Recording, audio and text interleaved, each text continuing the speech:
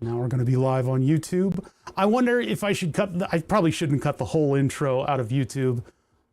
Like if when I put stream start soon off, I'll hit go live on YouTube, and then the YouTubers get a little bit more of a succinct completion of what the title says.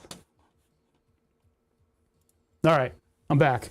Welcome, YouTubers. Yeah, we're back. We're doing a little bit more of a concentrated project. We're gonna, after the intro, we're gonna work a little bit on a spinning light, a spinning yellow light that's a lot larger than I thought it would be. I could have gotten red ones, I could have gotten blue ones, but I think yellow is perfect for the shop. I have to take that sticker label off somehow at some point. I don't know when these things are from, probably somewhere around the 90s.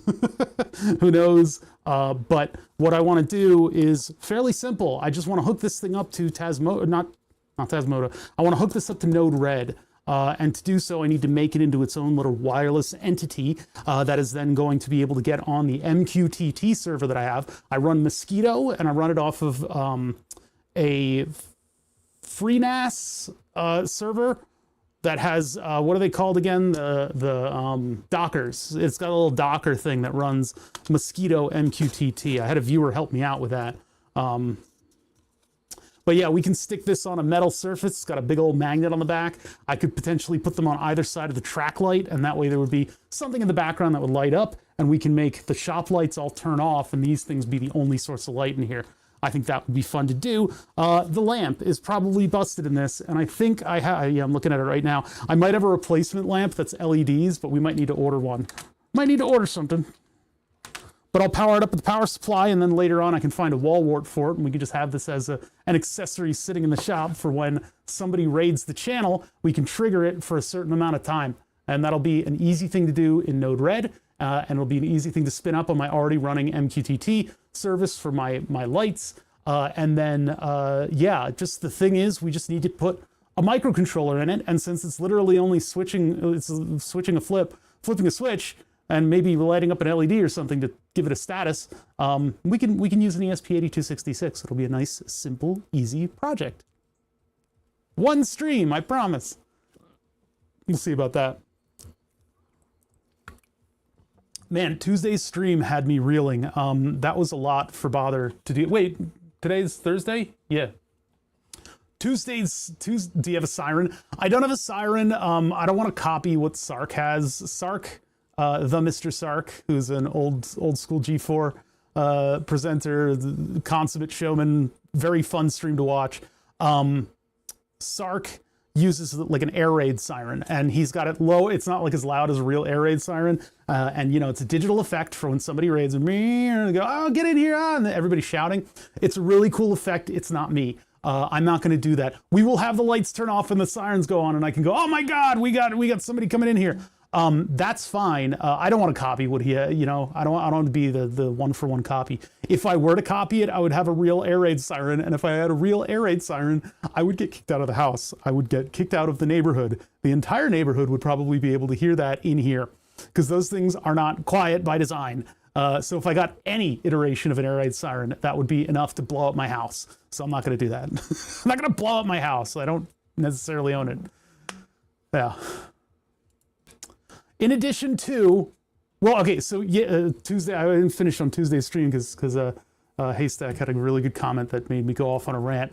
That's I like that, do that. But anyway, so Tuesday's stream had me reeling, man. I had 2 instances of just punching above my weight class suddenly. I had Dave 5005 just coming in here to chat, which is awesome. He runs a really cool stream, and usually when I wake up in the morning and I'm having my coffee, I'll throw on a stream, and it's either Benji or Dave. At this point, they're the only people who are on early. Sips sometimes, but Sips sometimes plays games that are really boring, and I'm just sitting there answering emails and stuff. So I'll throw on Dave's stream, I'll throw on Benji's stream, and Dave apparently followed me back and said hi, which is awesome, which is way more attention than I'm used to getting. And then we had an Uwo raid. Uwo occasionally streams during the day. Absolutely everybody should check out, obviously, Dave Seuss, Dave 5005, and Uwo, who came in here with 400 people, and we retained most of them. But at that point, I was at a point with the project where it did not take off. Sometimes things don't work out, right? sometimes I start working on a project that's a little weird and I go, you know what? I can't do this. Like I'm not going to be able to do this in the way that I wanted to. I probably could have done it in the way I wanted to. The keyboard we might have been able to make work, but things were getting a little too iffy on all the different fronts. And so I decided not to go forward with that. And I did a shop tour. You know, it's always an option. Just tell people what's going on. But it was kind of a weird position. I felt bad about that. That wasn't a good, it was kind of like, I don't know. I got too much attention that day. What the heck? Bovinet, thank you for the 7 months. Hey, that's very nice of you. That's very nice. But yeah, we got a bunch of other stuff working. I've got a bunch of other functional stuff working with all of my stream setup things. We've got scenes that come up when people raid. I've got the mute symbol up in the corner.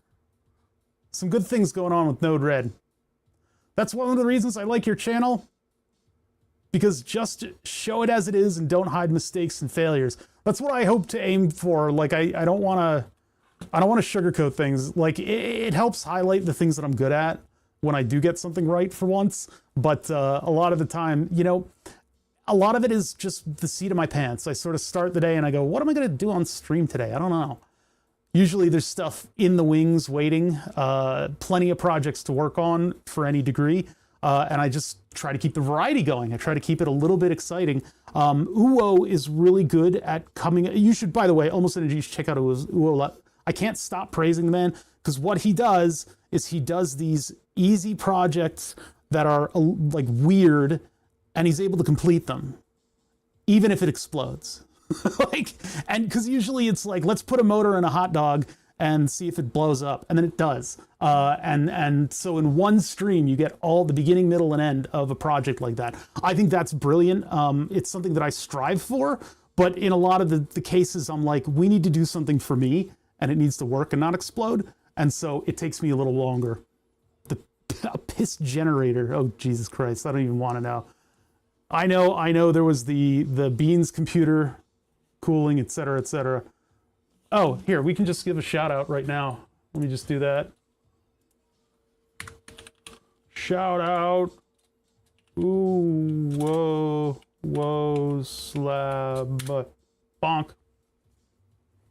He's going to see on his feed. Oh, bother, shouting you out to 4 people. Oh, thanks.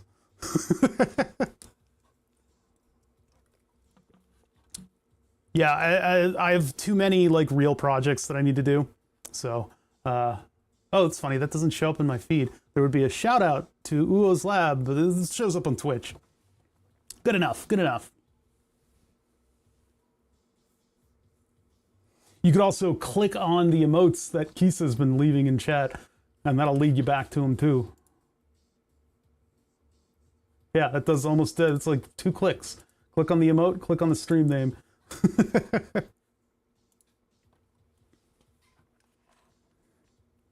I haven't really looked at this at all. It had some kind of mylar on the back that I peeled off, but we'll have to see what makes this thing tick. Clearly we've got some wonderful eBay craftsmanship going on. Oh, hey, the YouTube thing popped up automatically. Oops. That suddenly popped up and reminded me that I hadn't opened up YouTube chat. Now we have YouTube chat. Welcome to chat, YouTubers. This is the pre-stream era. Yeah, it's a little bad science-y. I don't know why he tries to hide his face. I've seen the man. I've seen him face to face. But he tries to hide his face during the whole thing, which is gotta be a nightmare when you do this kind of stuff. Because like, oh look, I've doxed myself now. You guys will be able to use your enhancement photo programs in order to see what Obother actually looks like. Oh my God, it's horrifying.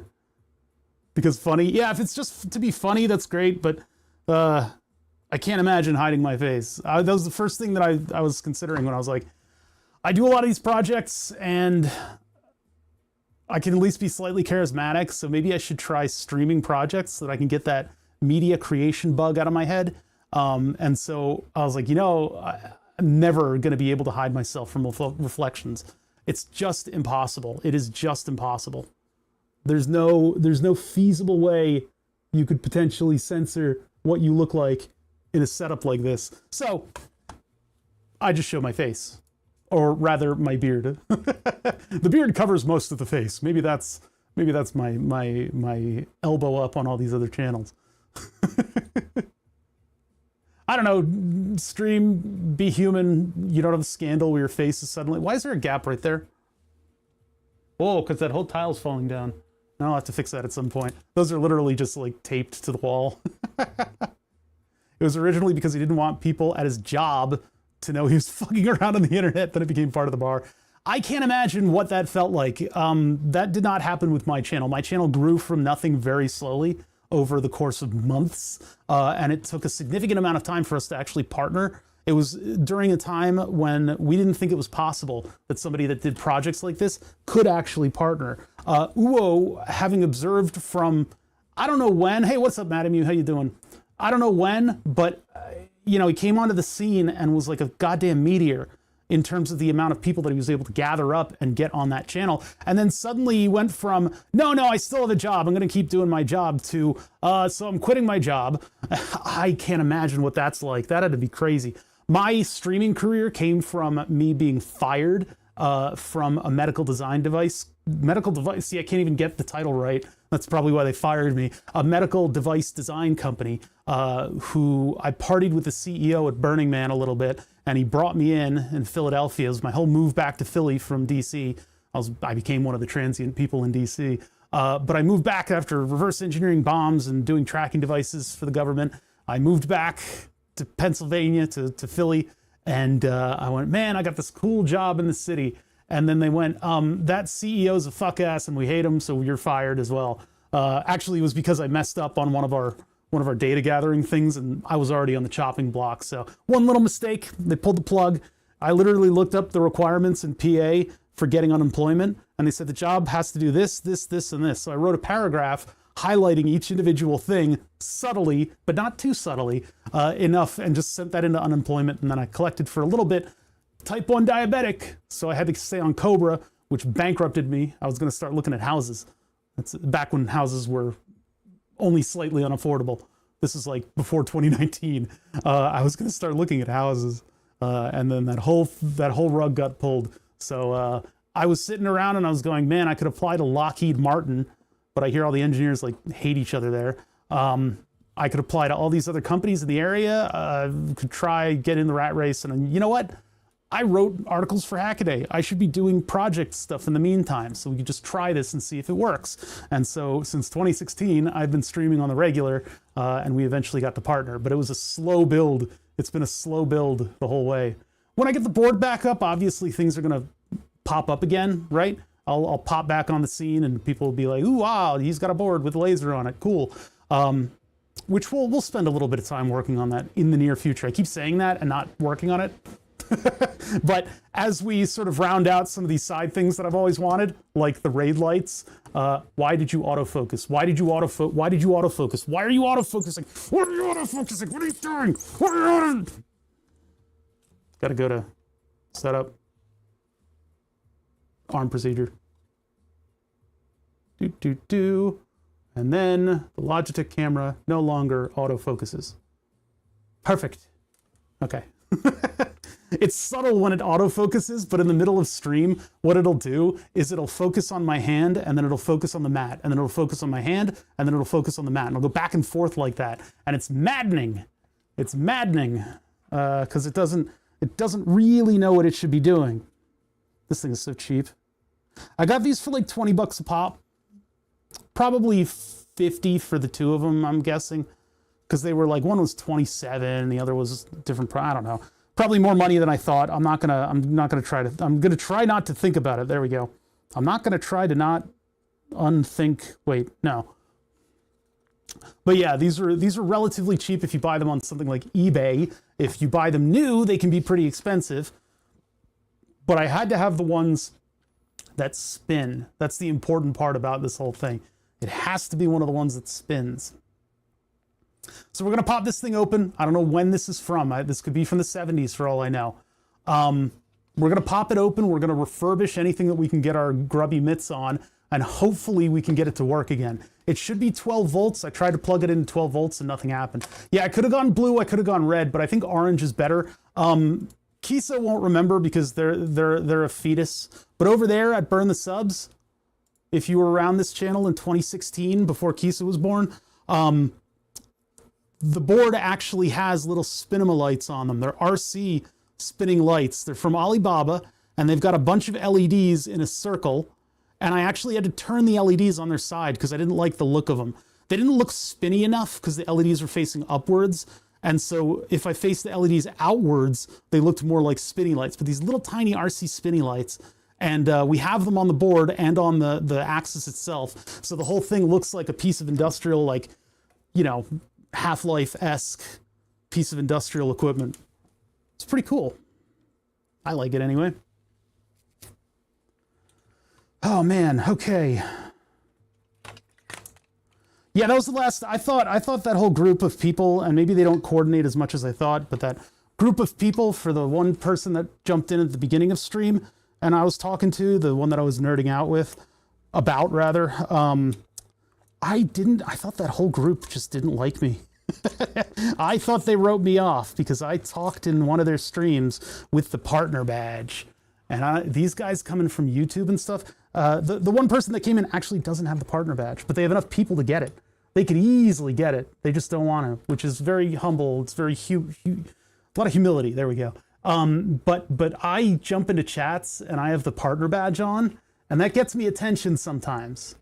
And the streamer almost always at first reads my comments. So I got to make sure that I'm saying stuff that isn't like stupid, right? And sometimes, listen, I am no stranger to this phenomenon, but even the most thought out and accurate and well-intentioned comment can get completely and utterly misinterpreted by the streamer. I have done this to you guys multiple times, although sometimes I swear you guys are kind of moving the goalposts when I do crash out at a weird comment. So that's a weird thing to say. And they go, no, what I meant was, and then it's like totally excuses their comment. I'm a little suspect about how often that happens, but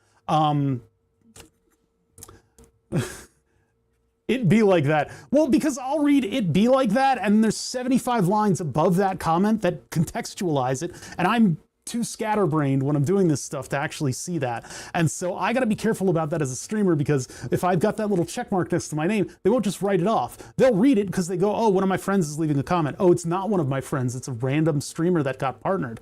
How'd that asshole get partnered? And what the hell are they saying on my stream? What an asshole, right? Like, it's not, I don't interpret it that way. I'm very, particularly if I see a check mark by a name, I go, hell yeah, what are you doing in here? Awesome to see you. But these guys come from like YouTube, where they get their branding and stuff, and it's all their own little enclosed like circle of viewers, and they got to hold on to them and keep them from one another. You got to keep them away from other streamers or they'll leave you forever.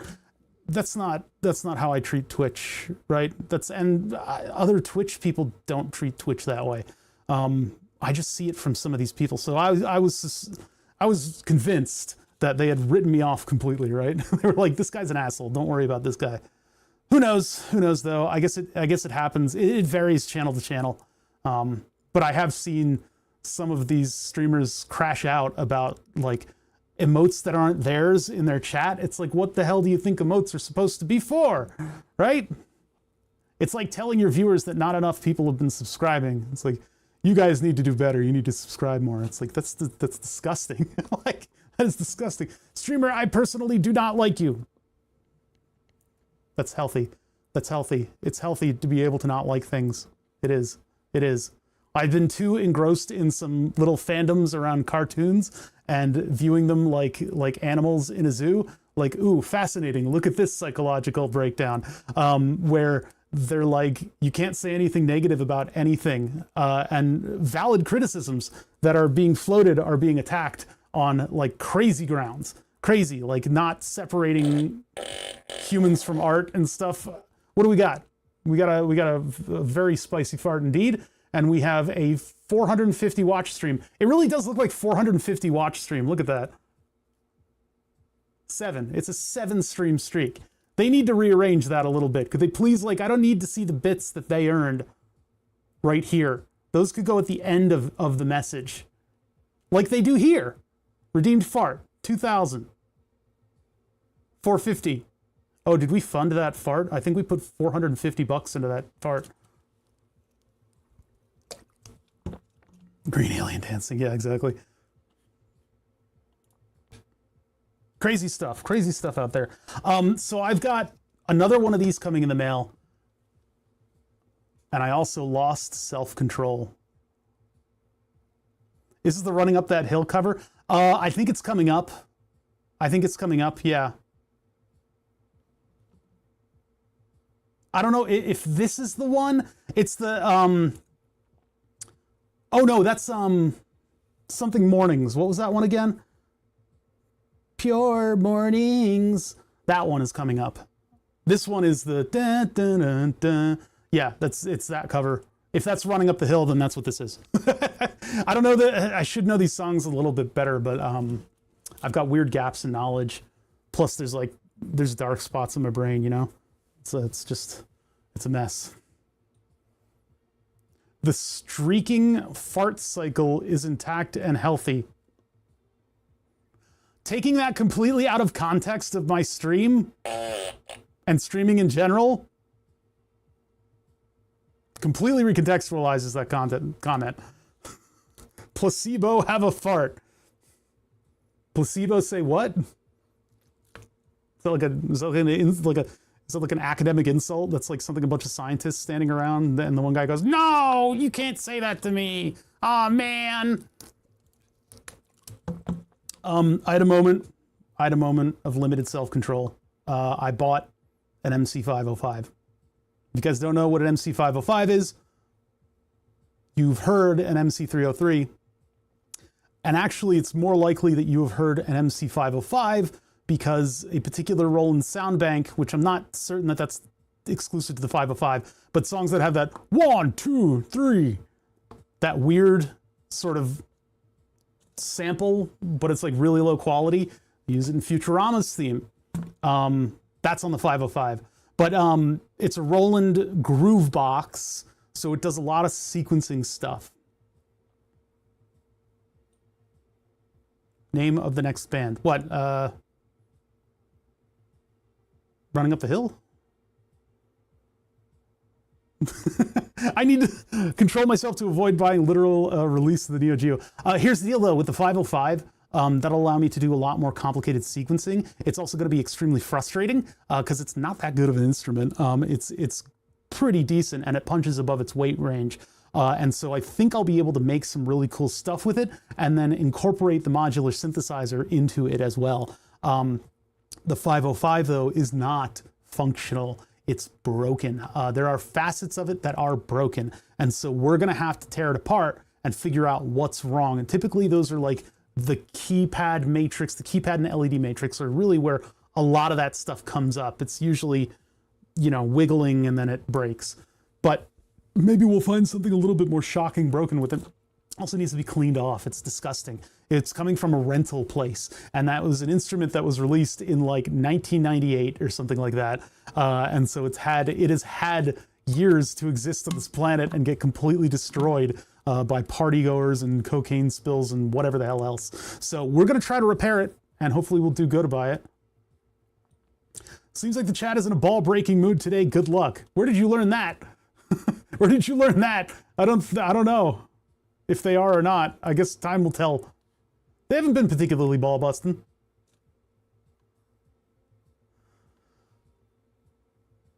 The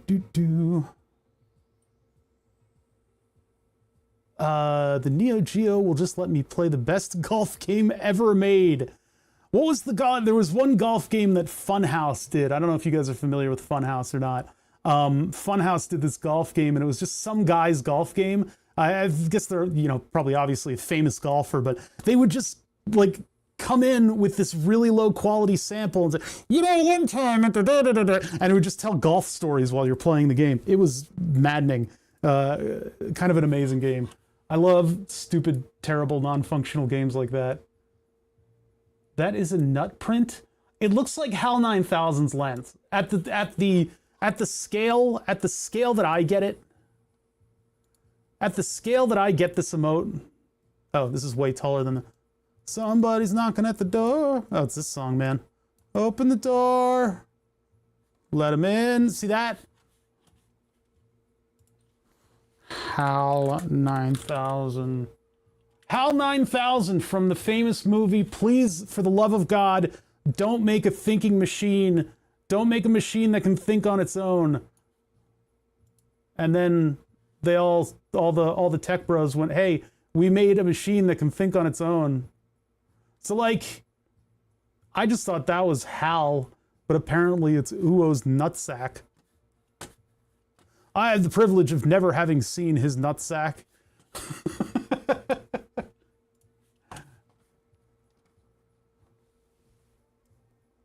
It's one of those images from WALL-E. One of the fat people?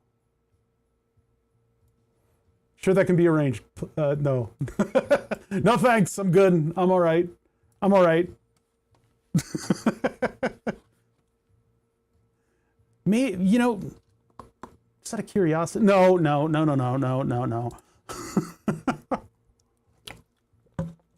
When I read the title, it was cut off before light, so I immediately thought of a spinning air raid siren. I said earlier, if I do an air raid siren, I get kicked out of not only the house, probably the county and the neighborhood, and maybe life itself I will be kicked out of, because they're too loud. There's no way that I could possibly have anything that sounds like an air raid siren and have it be quiet enough to be acceptable. If it were a speaker that played an air raid siren noise and it was quiet, it's like, maybe. But again, like I said, one of my favorite streamers to watch, Sark, the Mr. Sark, does an air raid siren for raids. So we're not going to do that. I don't want to copy the man. He's an extremely funny guy, a lot of good ideas. My zoom in wasn't necessarily inspired by him. I think another streamer had a zoom in. I don't think I copied him on that, but he has 2 levels of zoom, and so it can make even better emphasis. You get like up to the pores level of magnification on something like that, and it's very funny. But again, I don't want to copy that person. That's the problem with me and watching media, is that I will incorporate stuff. If I were an avid AVE viewer, I would be saying like, keep your stick on the ice, which is not something I should be saying because it's stupid. And if you ever go into their subreddit, the AVE subreddit, you can read a bunch of people trying to be AVE in speech mannerism, and I can't do that. I'm a Northeasterner from Philly. I talk like I'm from Philly.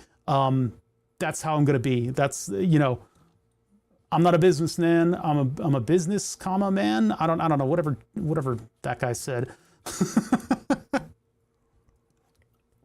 Hey, Mr. Engineer Guy, would it be possible to make an alarm clock that sprays you with water at a pressure of your choosing? Yeah, we'll get the power washer. Let me go get the power washer and we'll set that up. And I'll put some acid in it. I've probably have some sulfuric acid somewhere. If not sulfuric acid, I've got the leftovers from the Goop 3D printer, and that's pretty toxic stuff. Oh, you know what? There's still anodization fluid somewhere. I put that in a soda bottle. So that's out in the back. That's some type of pool chemical that we use to do light anodization on aluminum. And I've still got all the instructions for that. I need to put those up on GitHub so that I've got them on a thing that isn't a piece of paper. But anyway, yeah, we'll load it up. We'll load it up with old etchant and dye, dark fabric dye, because that's what you use when you anodize stuff. So you anodize the aluminum surface and it hardens and crystallizes, and it looks like, is it the Cotswolds? What are the like hexagonal formations of rock? I think that's in Scotland. I know if I say something, it's going to be stupid and wrong, and then all of chat will correct me. It makes all of these hexagonal structures, like crystalline structures of the aluminum, which makes it particularly strong, but it also makes it so that it holds on to fabric dye, and that's how you can anodize things in different colors. Last I saw of AVE was political ranting, dent in head. Yes, me too. And at that point I said, you know what, I'm gonna stop watching this guy, in part because I don't want to be involved in this political mess. I don't want to listen to it because I get enough of it as an average American who tries to watch some news and keep up with things. I don't need to hear it from the Canadian man, the Northern Canadian man. This is like many, many years ago. And because if I keep watching a streamer do their thing, I said, haha, oh, that's funny. I should do that. And then, no, you shouldn't do that because I don't want to become a copy of another streamer. You know, not my thing. I'm not going to put on a lab coat. I see so many actually, at the time, this was 6 years ago. This was during the pandemic. I saw so many streamers come into the fray and go, I'm going to do electronic stuff because I can buy like cheap stuff and then I can like build it on stream and it'll be really cool, right? And I'll wear a lab coat. I'll wear a lab coat while I do it. And I'm like, bitch, we never wore lab coats doing any of this stuff. Stop doing this mad scientist kind of motif. You can do all the set dressing you want and make it seem as mad science-y as you really want it to. But in the end, what are we actually doing? We're building stuff in the shop with a bunch of little hand tools. It's more fun if you play into that and you become an old man with a beard, right? Maybe if I suddenly go gray, we could fit into that one. But Uo already took Rick and Morty, so what does that leave me? Edward Scissorhands? I don't know. Real science? Am I going to do 80s nerd? 10,000 stream point equals lab coat for 15 minutes. I can't think of anything more torturous. Lab coats are not normal clothing. They're a thicker weave of cotton, and they're not cold. they're not cold. Suddenly gray. My beard agrees. Oh no. You suddenly go gray. Why aren't certain emotes? Oh, it's the BTTV emotes don't work in what you call it in Social Stream Blade. That's why I got to keep the original. I got to keep the original Twitch window because when I glance over at this, I get a PP hands in the middle of the sentence, so I can look over and see suddenly gray emote. My beard agrees. And the comment makes a lot more sense to me. The things I got to do for convenience. That's actually going to be a problem, isn't it? If I get Julian and Dave on the laptop and I have them using Social Stream Ninja to see both chats, then they will not see the emotes. The Dorito emote, I will never not think of Tom Thinks. Tom Thinks, if you guys haven't checked him out before, I was browsing one day, many years ago, probably pandemic-y kind of time. I was browsing Twitch. I wasn't really browsing Twitch. I was actually just watching one of the channels that I normally watch, and I see this red circle on the side with a little cartoon duck in the middle, and what the hell is that? So I click on it, and it turns out it is one of the coolest things that you could possibly see on Twitch. Now, I've seen some weird stuff on Twitch, and I've seen some cool stuff on Twitch. I've seen a man who tries to paint a painting while running on a treadmill. With all kinds of like green screen effects going on at the same time, and it's just complete chaos, and I love it. That's Let's Paint TV. But when I saw Tom Thinks, that was something extra super special. What Tom does is he uses a lot of this sort of plug-in, Wacom, tablety, buttony kind of stuff, and he's basically just surrounded by his whole setup, as many of us streamers are. That's what I was talking about in the Discord. Was I told Djibouti Show that they have a really awesome setup. And Pops immediately goes, well, coming from you, that actually means a lot, Bob. Well, he said, coming from you, that means a lot. And he said it in a very sincere tone. So basically, like, I compliment Gonad's setup. Djibouti Show complimented mine. It's a big circle jerk of setup nerds streaming. That's what streaming is. But anyway, the Tom Thinks thing was so cool because what he was doing was drawing stuff with the tablet on screen, obviously, and then using Adobe Flash. And you say, but bother, Adobe Flash has been end of life. No, that Adobe Flash has been end of life. There is still an Adobe Flash system within Adobe tools that allow you to ease animation and stuff like that. The Adobe animation system is not dead. It's just now made to make like videos. It's not made to make self-generation kind of stuff, right? So the Flash thing that's happening on Tom's thingy thing is that he's basically got a scripting method to hit a button and move an animated mouth on screen with transparency and all that. So what he can do is he can take that mouth, he can put it up on screen, he can size it, draw around it, and then puppeteer the mouth to make silly voices and silly characters that are live animations. It's not fully animated, obviously, but it's like kind of a cool little like puppet show. Absolutely, like one of the coolest things that I've seen on Twitch. You guys get a chance, definitely check out Tom Thinks. I think he got the name from like Tom Waits. So it's like Tom Waits, Tom Thinks, Tom scratches his bottom.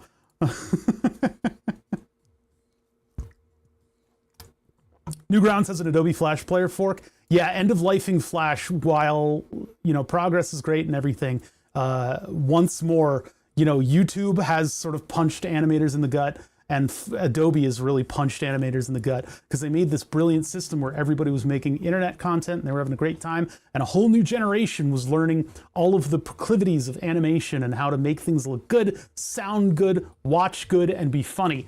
All of that talent was suddenly cut off. And we lost a whole generation of game content where people were learning how to make a game, how to make it fun, how to make it engaging.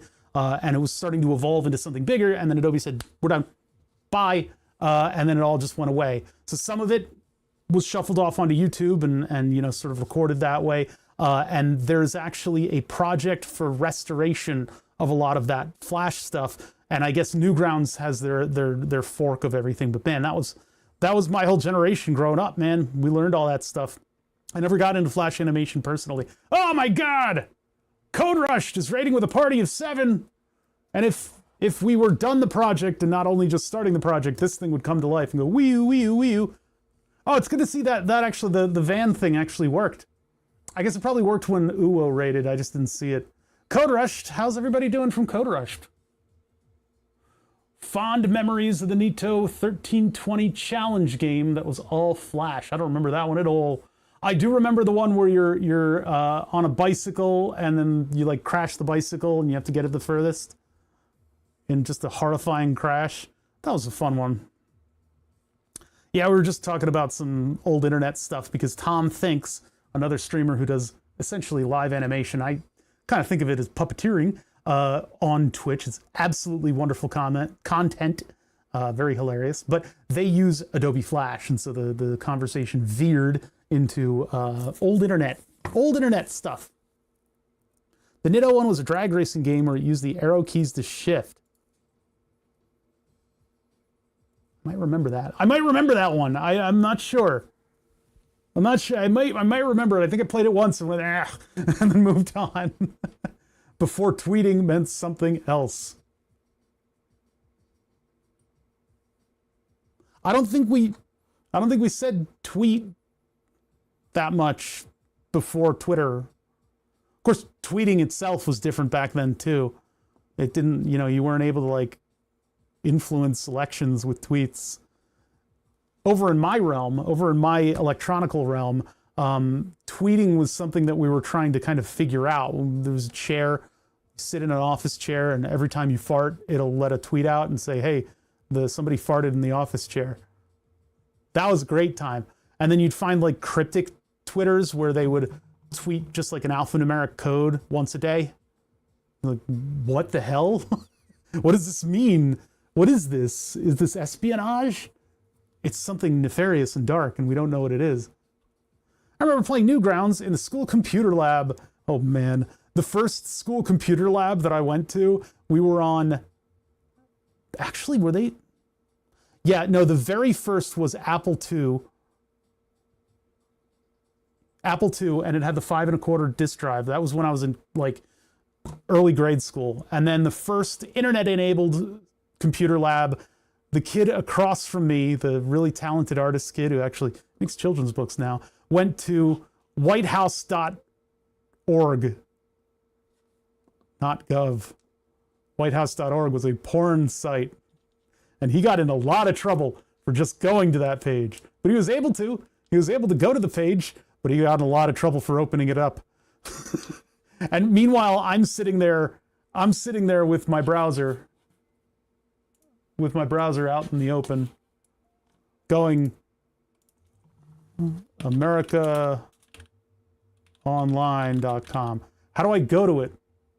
How do I go to, wait, hey, and my friend next to me wouldn't tell me that all I had to do was hit enter. I think Newgrounds every so often had virus stuff hidden.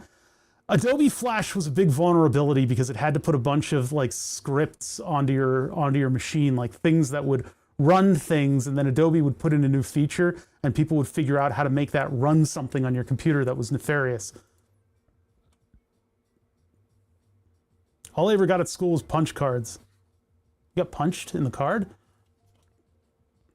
We were always threatened with punch cards. That's anytime I talk to an older engineer, which are getting more rare, Anytime I talk to an older engineer, they have a story about punch cards.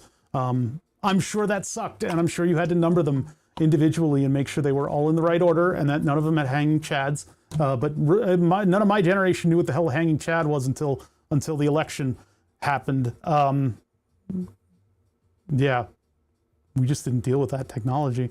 We started at 5 1/4 drive bays and went from there. We were burning CDs a lot as teenagers. That's one thing we did, is burn a lot of CDs. We burnt a lot of CDs. There's a lot of CDs it was a lot of CDs.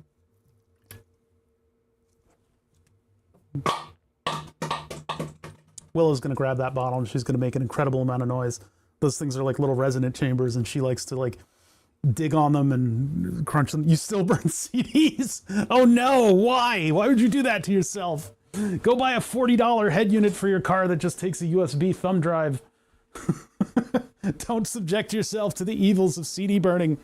We used to have to park the mouse, and for half an hour to an hour, nobody was allowed to touch the computer because you were burning a CD.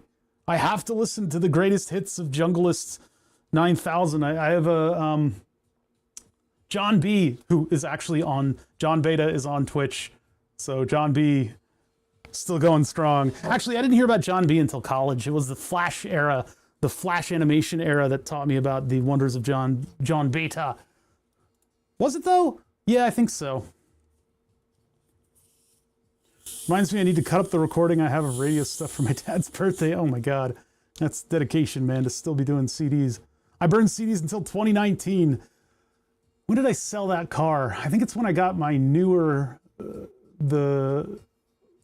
the Jetta, because the Jetta had a 5 CD changer in the back. Did I modify that with an iPod? No, it was the BMW that I modified with an iPod. That one had a little microchip chip in there that some guy programmed, and this guy did what like my dream. What he did was he went, you know what, BMW has this particular system for having a CD changer in the back where it'll tell you what track is playing and stuff. So I can take a microchip, a microcontroller, and I can speak to that and basically hack into the system to make it think that I'm a CD changer, and then I can have an entire iPod plugged into my BMW. And that was back when the iPod was sort of this eclectic, like, you know, thing that had you had to use Apple's program in order to put songs on there and everything. And they made this one system that would plug into that and use the like an Alpine system of some kind, and it was basically just a signal hacker. But they probably made a fortune off of this because it was the way to do that on a BMW. That's my idea. If I can come up with something that's like that, oh boy, man, I'm selling out in a minute, you know? What's that, Zarstar? It wasn't too long ago, but I was still putting music on cassette tapes for my granddad. Oh my God. His latest car is a USB port, and he has music on that now, mercifully. Yeah, that is merciful. What's up, Pondo? Where are you coming from? That's a first time chat, and you just said butt, poop raid. What's going on? Grund yawn the drums emotes. What's the butt from? Tom in Boston's butt. Look at that butt. And just all kinds of other crazy emotes. Welcome to the channel. Hi, how you doing? Yeah. Hey, all 200 farts from an all fart train. We've only got 9. There's only 9 farts in the box. I'm sorry. That's as many as the dollar store fart noise maker would make. But that is another Internet of Things device. And that actually brings me to a nice circular topic. So we can come back around and I can lower the music for the Twitch viewers. The YouTubers don't have music. They don't hear the music. The music has died for them. Anyway, how's everybody doing? We're gonna get started soon out of here. Let's get this project started. I finally bought one of these things so that I can finally put this on the top of my car and I can drive through a parade. This is possibly vintage. I don't know what year this thing is from. This is a Spinnamathing. This is one of the, I don't know what these are called. You look up warning light or emergency light or any facsimile of that, and you're gonna find all kinds of different ridiculous, stupid stuff that isn't what I'm looking for. This is awesome though. Glad the building I was in yesterday didn't explode. There was a wall of a house that collapsed in Philly this morning. died for Twitch. Who's dying for Twitch? That's against TOS. You're not allowed to die. That is against the terms of service of Twitch. I think I read it. I'm pretty sure I read it because there's a lot of streamers that will kind of gaslight that that's just a joke, that you're actually not allowed to die on stream. But I think that is actually in the TOS. I'm pretty sure I read it. Maybe I'm just Berenstein Bears it. Imagine getting banned because you died. I know, right? I finally bought one of these Spinnamathings. For those that know, for those that have been around and are older than dirt, on Burn the Subs, I'm not picking my nose. I'm not picking my nose. There's a couple little Spinnamolites on the axis here when it moves. So as that thing slowly sort of brings itself into position, I've got these little like warning lights, these industrial looking warning lights on all the different parts of it. They can flash, you know, they can do the doot doot doot flash, but I like the Spinnamolite on it a lot better.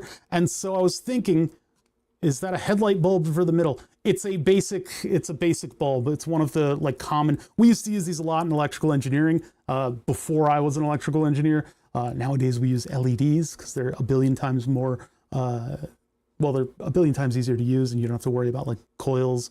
But anyway, this is an incandescent indicator bulb. So it's similar to a tail light. They're used in tail lights often. We also used to use them a lot in toys and electronics and stuff like that. This is an older thing. It's got a magnet base. It takes basic 12 volts in, you put it up on top of your truck, and suddenly you're a construction vehicle. I want these because I want all the lights to turn off in here and for a couple of these things to go rear, rear, rear. I got orange instead of red. Orange is a little bit more available. And red is, red would probably have been a good color to use, but I've got other Spinnamolites that I can use over there for the micro ones. So I decided to go with orang. I think that'll be a nice visual thing for when a channel raids, and we can kind of build that up and make that a bigger and bigger deal as time goes on. So what we need to do is open this thing up and take a look inside of it and see what makes it tick. I can see a motor from here. The question is, does the motor still spin? Does the light still light up? And can we replace it with an LED? Then my task is to choose a microcontroller that I can control this thing with and get it up on my network. Because once it's up on my network, I can use Node Red to visually program this thing to turn on when there's a raid. I've set up all the tools in order to have, there it is, in order to have the ability to react to things that are happening on the Twitch API. There's no way that you have another one. There's no way you have another one unless you did a Gamba way in the past. You're earning 2 of these per stream and you've just used 3. Good, okay. Fuck, they probably want a Gamba at some point. Can you do a laser LED? Why? I've already got a big powerful laser in the shop and we gotta work on that. You know, Dave was not kidding when he said if you get that board up and running, things are gonna pop off. He didn't say that in that language. That's my own interpretation of what he said. He used different words because he's Dave. But he's right. He's right. If I really want to get a lot of users in here, the board is the answer. And it always has been. I just haven't been doing anything with it much because we've been trying to do things correctly. And I've been trying to keep the variety going. So when's the Fog Machine fart box getting made? So I can have a Pink Floyd The Wall laser light show when somebody raids in. There is a number 9. There should be a number 9, unless number 9 got damaged. Hold on, let me try number 9. Let me try number 9. I have infinite channel points in my own channel, so I can do what I want. All right. Doink, doink. Yeah, there it is. It's that little one, the boink. My throat's dry. What is my blood glucose? That makes sense. Anybody out there who's watching the carbohydrates, sushi is not just rice. It's rice with sugar. If you, I know you're just doing a 9/11 joke, but if you do 11, it's going to choose a random one. If you do anything outside of 0 to 9, it will do a random fart. And if you choose 0, it will choose a random fart. That's why I made it work. But Bother, how did you... Okay, here, I'll show you. I'll show you. Thanks for asking. I'm glad you asked. Oh, it's no longer stapled up here? Node-RED. Node-RED is a way to visually program Java flows. It is a thing that can run on either a Raspberry Pi or, in my case, my file server on a Docker, and you add nodes in order to get things to happen. You basically have what begins as, like, you can think of a stack of papers that is your, what is it, your message, I guess. In this case, like, here's a toggle that triggers a scene ID get, which is a thing that communicates with OBS. And so it says, get the scene ID, and then it puts this data into that flow and then sends it out, and it gets back a response that I put a debug window on that you can see in the debug thing, which is over here, and that'll tell you anything that's happening. And then from there, what you can do is peel off different functionalities. So what we have is a Twitch event sub. That's not, it says burn the subs, but that's not what it is. It's just event sub. So something happens from Twitch. That includes chat messages, that includes channel point redeems, all kinds of stuff. We will get a message flow, and this thing just connects it to all of these nodes. It just keeps things a little cleaner. So basically that flow will go in, and we'll check to see if its message payload event type is equal to channel chat message. If it's raids, if it's sub or gift, if it's point redeem, etc., etc., etc., right? All of those things then dictate other stuff to happen. If the message contains start soon or aw or idea or willow, if you say a chat message that contains my dog's name, we will then change the flow into instructing for a scene to turn on, which then goes to a set scene command, which then communicates with OBS. So my file server tells my OBS on this computer to do something, to turn on a scene. 2 seconds later, we change the message into something off, and then it goes to the set scene. So if I roll up into my chat, man, chat is not being cooperative today. Ha! You should make an event that blinks the idea light anytime somebody in chat says idea. That's the idea light. So if I roll up into chat and I say Willow, a picture of Willow appears for 2 seconds. A little more than that. Admit it, a little more than that. That's Node-RED, and that is my understanding of Node-RED, and Node-RED is brought to you by LebTV Live. LebTV Live, friend of the show, oh, that popped up again there. Friend of the show, has been here since day 2. From a hacker's perspective, this is like a wonderland. I'm not totally certain about that. I don't really know about that. The most hacking that we've had come to fruition, where's my, I need to get my blood glucose out of here. Where the hell did that go? There it is. From a hacker's perspective, the most that we've had happen is multiple announcements of subscriptions. And that really messed with us because the board over there is powered by the Twitch API and those subscriptions. And the channel point redeems, coincidentally, they have a field that has like an ID for the event, and it's an alphanumeric ID that is shared between redemptions of that ID. So if you try to double dip, you can check against that number and then not redeem. Subscriptions don't have that, oddly enough. And subscriptions are when money, oh, the Kisa in the YouTube chat, subscriptions are when money changes hands. So I really would like to have an alphanumeric ID in there. The Twitch API just doesn't have it. It's kind of annoying. Anyway, so YouTube, I'm working on it now. I've done a little bit of research. I'm going to try to get YouTube chat to be as interactive with things IRL as Twitch chat is. We'll just plug it into the same system that I have, but there's a way that you can scrape it without using the API. Every time somebody says Willow, the picture shows up. Does Willow have her own fart? No.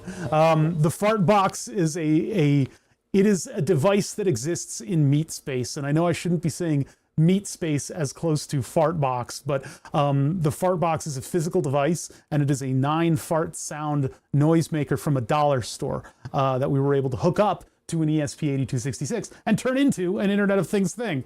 And we basically send it a command to let off one of the farts. Yep, yeah, it's per message, because the way the Twitch API works is that per message, basically a message goes out on the flows. So if I enable this, the next chat message is going to come in, or sub or channel point redeem, and it'll show up in the debug window. And of course, nobody says anything while I do that, and there's going to be a sudden flood of people talking. See, they come in as individual events. So solid electronics is 0, channel point redeem is here. The text is very small, I apologize for that. Channel chat message, then we have event type redeem, solid electronics, their display name, the reward ID. See, here's the reward ID, that's their alphanumeric identifier. The reward name is fart, and then the message is 0. So what happens is we get point redeem, we scrape off fart, and then we set our message payload depending on what they redeem in the channel points. So if they have 0 to 9, we send that over to the fart box. Otherwise, we set it to 0. And so that covers all of our bases. What up, Demi? Demi? So right now, the flow that I've got actually going on is, during a raid, I have the LED on my desk. This guy, the light bulb is actually an LED light bulb that we control with Tasmota. And right now, what happens is it turns purple at a brightness of 80. That message goes 2 places. It goes into a 2-second delay, and then it goes through a filter. The filter makes sure that I'm not sending it repeated off messages. 1 through 9 are the farts that you can trigger by name. 0 means you want to have a random fart. So if there's anything other than 1 through 9, it'll be random. So anyway, so we send the message 2 places. One delays in a filter. The other one goes through filter, and the filter just makes sure that there are not repeated messages. I'm going to freaking unplug the fart box because I haven't been able to actually say anything in a little while. People keep farting over me. It goes through the filter to make sure that there's no repeat messages, because otherwise the LED will like flash red and it's too distracting. So that message goes through and it turns the LED purple. Then 2 seconds later, a message comes out here.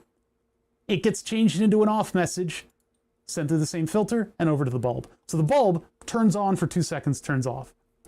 In addition to that, I have made OBS commands that turn on and off during a raid. This image. But you know what? That's not enough for me. As funny as the Philadelphia Auto Show van bother reveal is, I would rather have things go crazy. So we will have it flip to the face cam, and then we'll have it turn off the shop lights and any other lights that are on, and then we'll have it turn on these for a little bit, and then everything will go back to normal. Now, how do I do that? Well, I've got all the provisions to turn off stuff. See, that's the thing. How long until you make the Fartbox virtual and make it not audible to you? That's not in the cards because of a couple factors. Is that the things that I do in this shop are physical. They exist in the real world for very good reason. If I did it digitally, it would be much like the van thing, where it's just kind of empty because it doesn't affect me at all. What I like is to have things that affect me, things that physically piss me off. They interrupt me. They interrupt the stream because it's more fun for you guys. It's more visceral.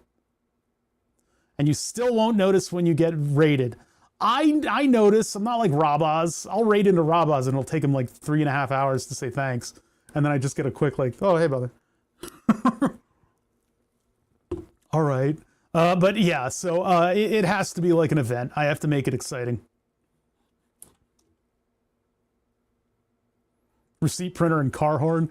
I can't imagine. The car horn would be very annoying. I'm not in a position, like, Uwo's the only person that would raid me that has like 500 people in there, which is like amazing, and I'm totally like beside myself for it. It kind of broke me last stream because I had one person that I really think is like awesome in chat, who's like a much bigger streamer than I am, and then I had an Uwo raid, and it's like two giant streamers just coming at me and being like, "Yo, man, what's up?" And I'm like, don't look at me.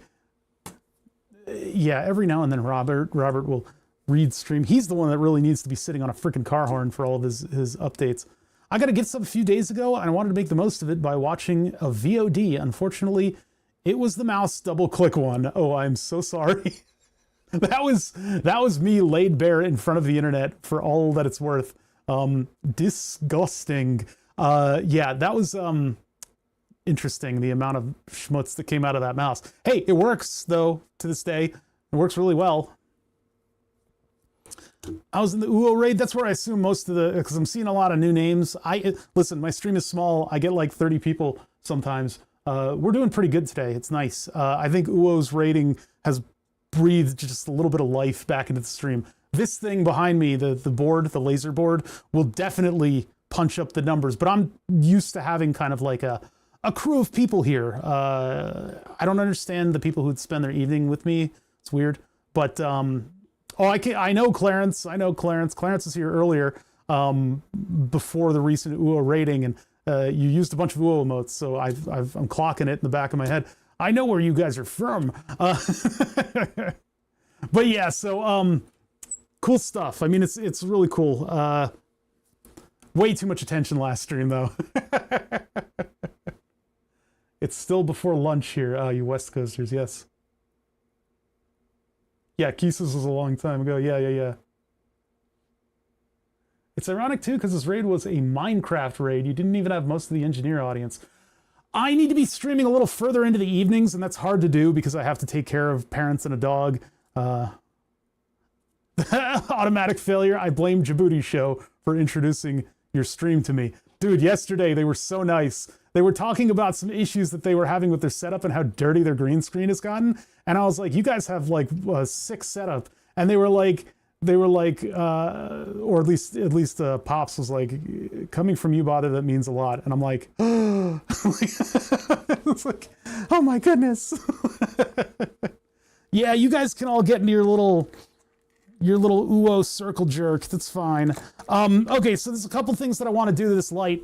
I want to figure out how the hell this thing freaking works, right? It's pretty clear. I mean, you give it 12, this is like as 70s of an invention as exists. It has a motor, a part that spins, a light, and it just takes 12 volts in. The magic of this thing is the plastic molding, I guess. But this is nice and big. It's a big construction light, got a big orange dome over it, and it just unscrews. So one thing that I wanted to check here at the beginning here, I'm going to turn on my power supply. Oh, it's already at 12 volts. That's kind of dangerous.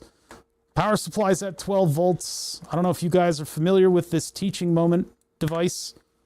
The cigarette lighter in your car is of a particular design because it used to be that there would be a coil between the negative and the positive terminal.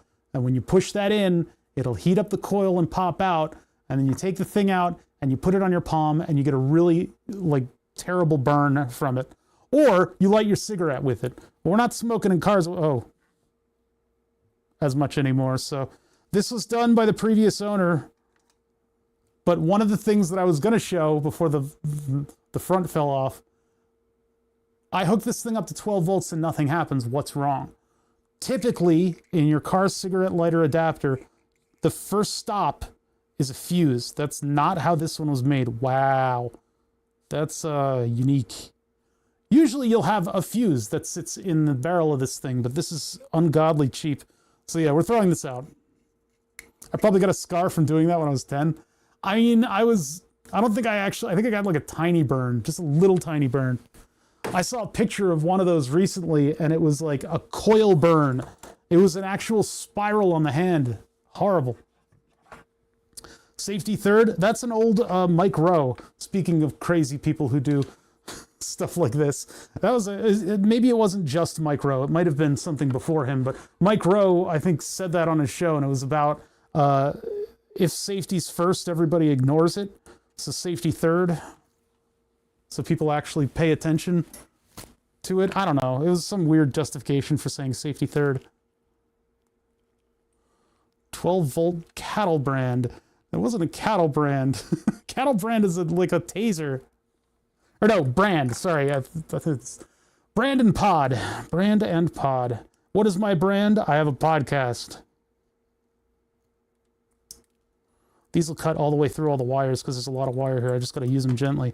Okay. One is silver and one is red. I'm guessing that the silver is ground. There's a second insulator inside of this. I'll show you guys a close-up in just a sec. Quarterly profits, annual profits, safety, yeah.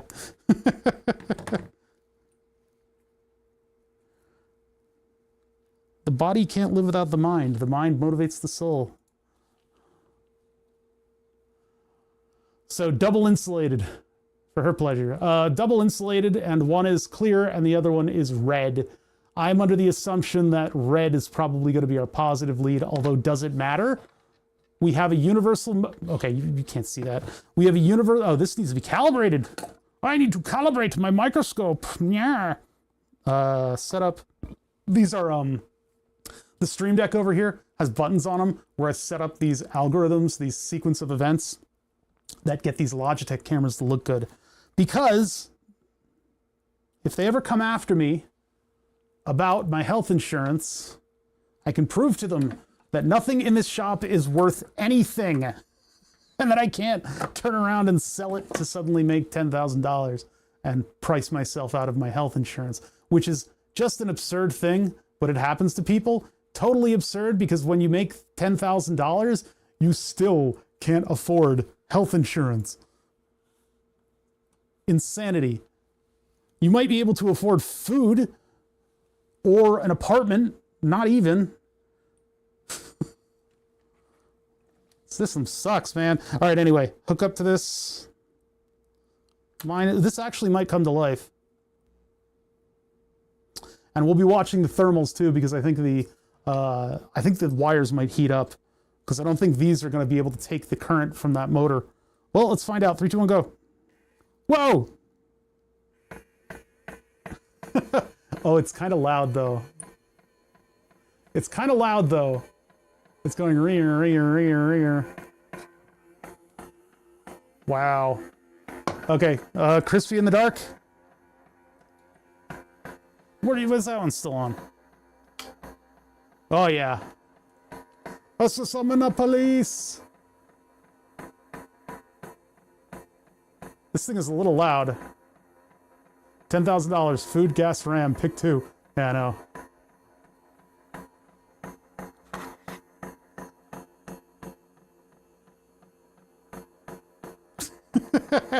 Oh, I love it. I love it. This is going to be great.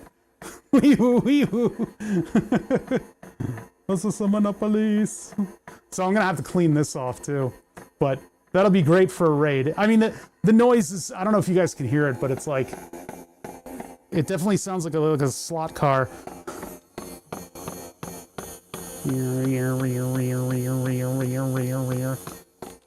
The satisfying rotary clunk. We're not exactly going to be... Ah, that's so bright. You said flashbang at the same time the idea light went through and literally flashbanged me. Oh, you didn't say flashbang. You did the emote. Sorry. It doesn't show up here either because Social Stream Ninja doesn't do BTTV. Hold on. Can we get that to work? Social Stream Ninja BTTV. BTTV 7TV not showing in standalone app. It seems to work for me using the extension MF2 version. What the... All right, I'm gonna have to... I'll fix that eventually. Oh, you know what? Maybe if I update... I bet you if I update, it'll do it. If I update my version. What does it do if you turn down the voltage a bit? It's probably gonna get weaker. This thing is about 500 milliamps I'm clocking. It might be a little bit above that when it catches, but it's saying 0.48 to 0.5 amps are going through this. So if we lower the voltage. 11, 10, it's making struggle noises. 9. I mean, if 9 volts didn't sound like it was super struggling, if I stop this and I start it again, if I update, not sure if you want to do that. What do you mean with Social Stream Blade? I use Social Stream Ninja, so I use this program. Is there something broken about this? Wow, we got the red light. That means somebody... Hinky247, thank you for subbing with a Prime. That I actually might want to run these at 9 volts. This is 400 milliamps at 9 volts. And it seems like it's a little bit more serious. Hey, thank you for the 3 months of subs. I really appreciate those quite a bit. How high can you put the voltage before it fries? I don't want to test that, but I am going to go up above a little bit. 10, 11, 12, 13, 14, 15. Oh my God. 16 volts. 17, 18. I'm not going to go much higher than that. That's 18 volts. Oh my God. That's a little frenetic. That's a little crazy. It's just a little, the lighting.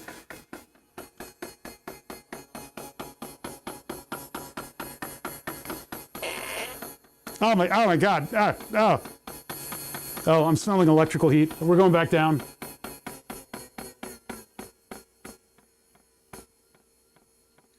So this is 9 volts, and I think that's a little better for a raid. If somebody raids in. That's true. I could make it DeWalt battery powered. That way I've got my whole ecosystem I can just lock one of these in. It'll just be this like little sitting light. That's actually really cute. And I do have a couple little things for the DeWalt batteries, but running this thing at 20 volts, I was starting to smell stuff going on. 9 volt for raid, 18 volts for rave. That's just the universal truth of the world.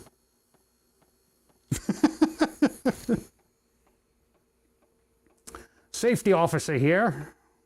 I've noticed that things are a little awry. Check those railings, those bolts look rusty.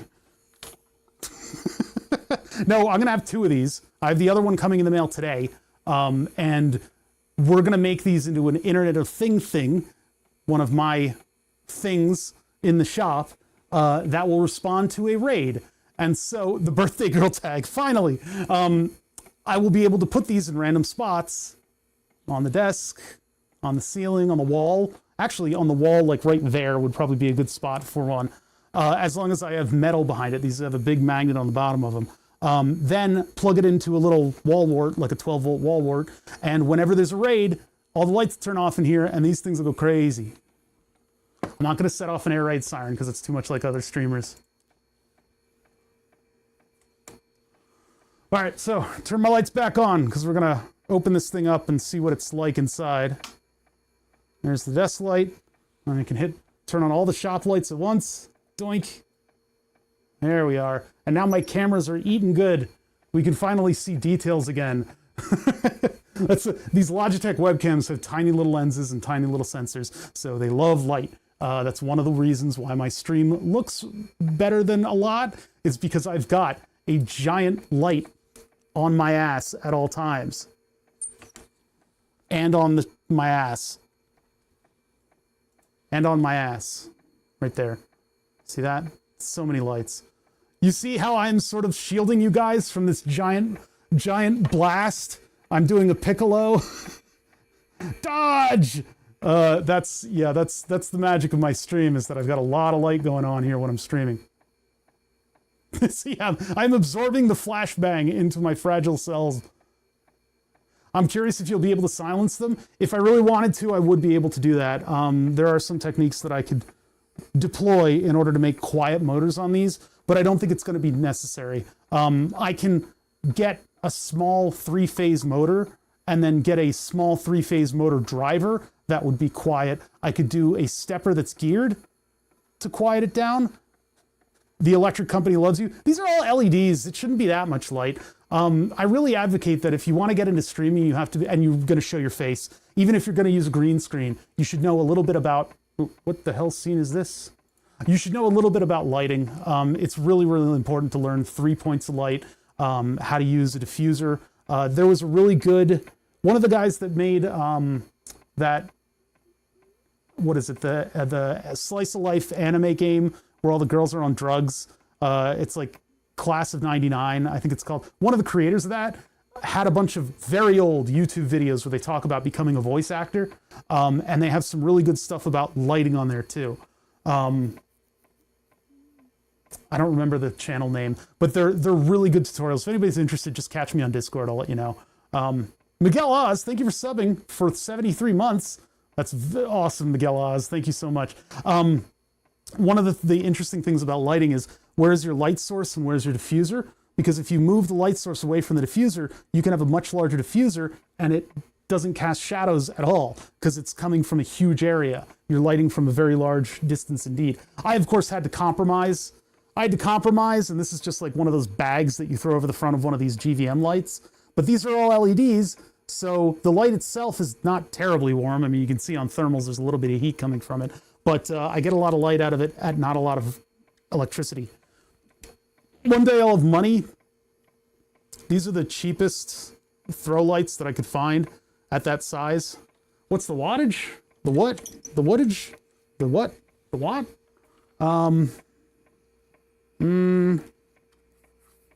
GVM 560AS. I don't know. I don't know. They were $75 when I bought them. I've got a couple of these and we're going to have to modify them eventually because I think I can directly put Tasmota on them. But anyway, these were good. They got the barn doors so I can blank out stuff if I need to. I can keep the camera from getting hit by the light. 30 watts? Yeah, I don't know. 30 what?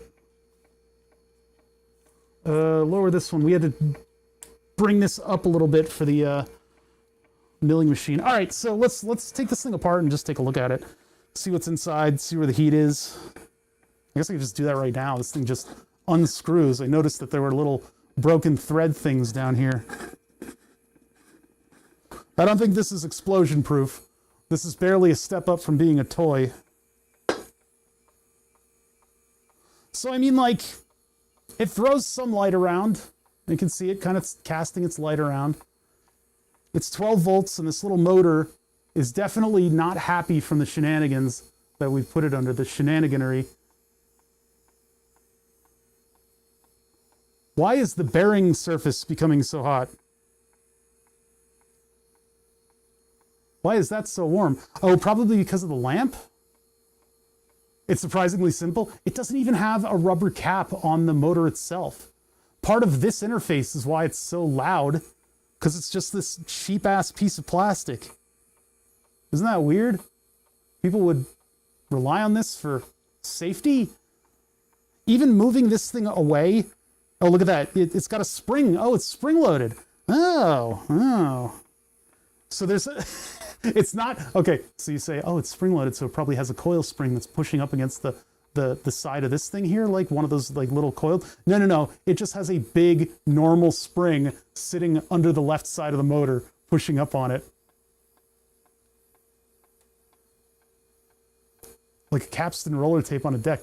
Man, you know, the era when this thing was popular was the era of the tape recorder, the tape cassette. If I had old cassette players, we would have the mechanicals to make this silent. It's hairproof. Where do you get the... I would like to not subscribe to your newsletter, maybe. Maybe that's not the newsletter for us. So it feeds all the way into the base to do ground on the surround, and then somehow... Well, the light doesn't move. That's fixed. I need a Starsky and Hutch. It's orange. It's not blue and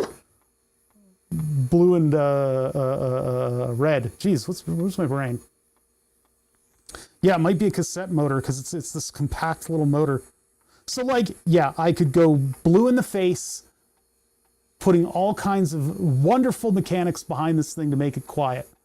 The biggest thing that I would do is find a roller from a tape deck and just slap it onto this thing. Namely, what I could do right now is just shrink wrap it. We could just put shrink wrap on this and it'll be silent. So we might do that. We might do that. All right, let's go back to 9 to 12 volts. I'm not adjusting anything. Hold on. 10, 11, 12. So this is 12 volts.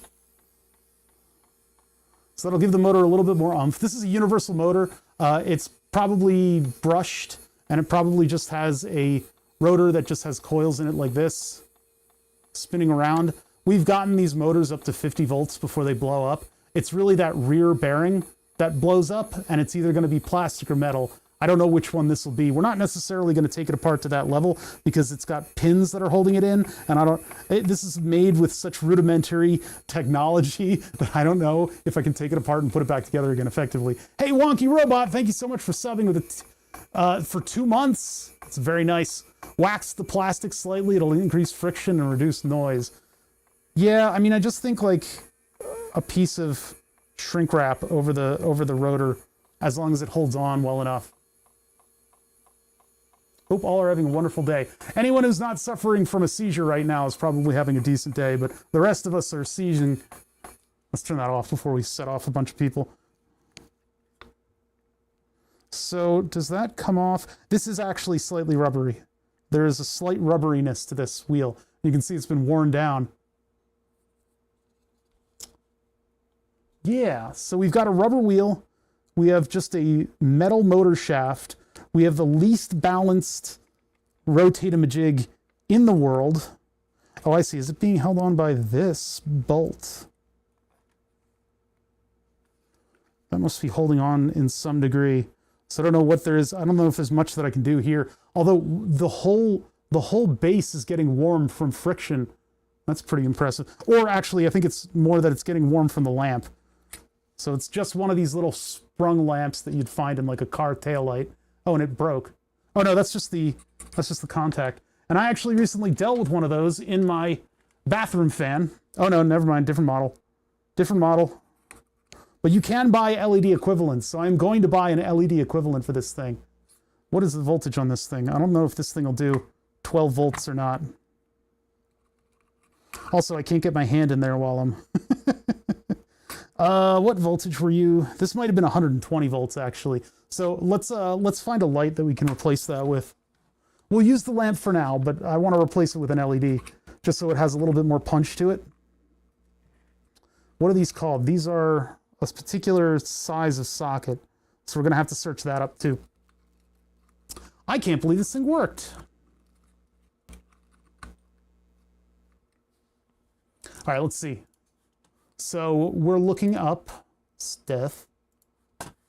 This is, I have to do something here in order to get my social blades to have 7 TV and stuff. So I'm going to come back to that. Video Ninja. Oh, I got to remember that sub. All right, so what I'm looking up is a lamp socket types. It needs a linear actuator so it can pop out at the top of the screen. I have a massive 600 millimeter linear actuator. I don't know if I want that to be what it does. Have it like lower from the top. I do have the 12 volt linear strut. I don't know how I'd hang it. I would have to hang it and then it would lower, and then when it's spinning it would start to get unbalanced. I have a couple pneumatic cylinders. I could have it shoot forward and then down. That would actually be pretty good. That's for another day, but I'll definitely keep that in consideration. All right, so as old as the internet is, this is valid. All right, what are we? Well, they're not giving any dimensions on these. Dimensions would be very helpful because this sort of two-post Frankenstein kind of looking deal is pretty universal. The dog would love those. As soon as I sit on this stool, the dog leaves the room because she knows I'm going to start yelling at the furniture. So, and my dog has a name, Gonad. You can use my dog's name. Do it. Do it. Use the dog's, say the dog's name. Invoke her. Do it. Everybody makes me do it. Damn it. Fine. Willow. I should probably move that over It's Willow, but yeah, the point of that was that I made a chat command that would put a little picture of Willow on stream just briefly. The bulb doesn't have any text. Let's check. Hold on, I'm getting distracted, but I wanna make right by the Willow scene. It has to be out of the way of stuff, but still in the corner. See, what this does is it will pull up a picture of Willow for just a little bit and then turn it off after a certain amount of time. So every time it comes up, the first slide is random, and so it pulls from this random pool of pictures of my dog. Any floppy ear puppy photos in the rotation? I didn't get far enough back. When we first got Willow, both of her ears were droopy like that, and then one of them popped up. And then after a week or two, the second one popped up. And actually, funny thing about algorithms is that for some reason, I got a puppy sub for floppy ears, but I have yet to post a single picture of Willow to Reddit. I don't know how that happened. Maybe I was just more receptive. I don't know what would have lined up in the algorithm to give me the one up, one down puppy ear subreddit, but some did. This is a cheap enough bulb that they didn't even bother to market. So we got to go through other means. I hope that's not asbestos.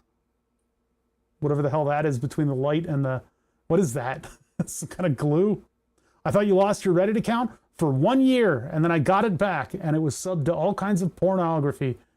Pornography! It was subbed to all these porno subreddits, and I had to go through and cherry pick them out. When in doubt, asbestos. Yeah, it's the material of the future. All right, so there's nothing in there. No markings. We've got to kind of guess. Because that socket type is so common, it could be just about any size. But BA9S is looking like a pretty good contender. BA9S, actually BA15. BA15, let's try BA15S. BA15S. Well, they look like lamps, that's certainly true. But what is BA15? Bulb America. Osram. Not helpful. I need information. Bulbs.com, what do you got? What is the size of this thing? Does this, the number would directly refer to one of the dimensions? Hold on, let's get the calipers out then. Common for the 90s cars, 12 volt DC. Yeah, I would imagine.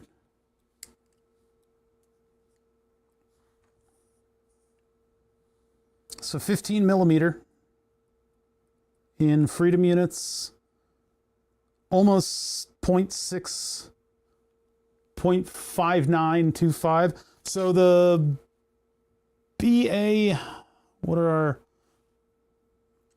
yeah, BA15. Is BA is the metric? Okay. Were they doing metric? I thought they'd be English just because of the... So BA15S, BA15D is 2 contacts. 19H01, I don't think relays to the... Because it was 0.6 of an inch. So that's not... So it is in metric. Anything that lights up 12 volts fit and should do. Well, I mean, yes, you can get anything to work. I can wedge anything I want into this socket. But it's nice to have something that fits because once you wedge it in, it's going to be surrounded by a Spinnamathing. If you can even bother to get it in. There we go. Now I want it to kind of hold on. So we're looking for BA15.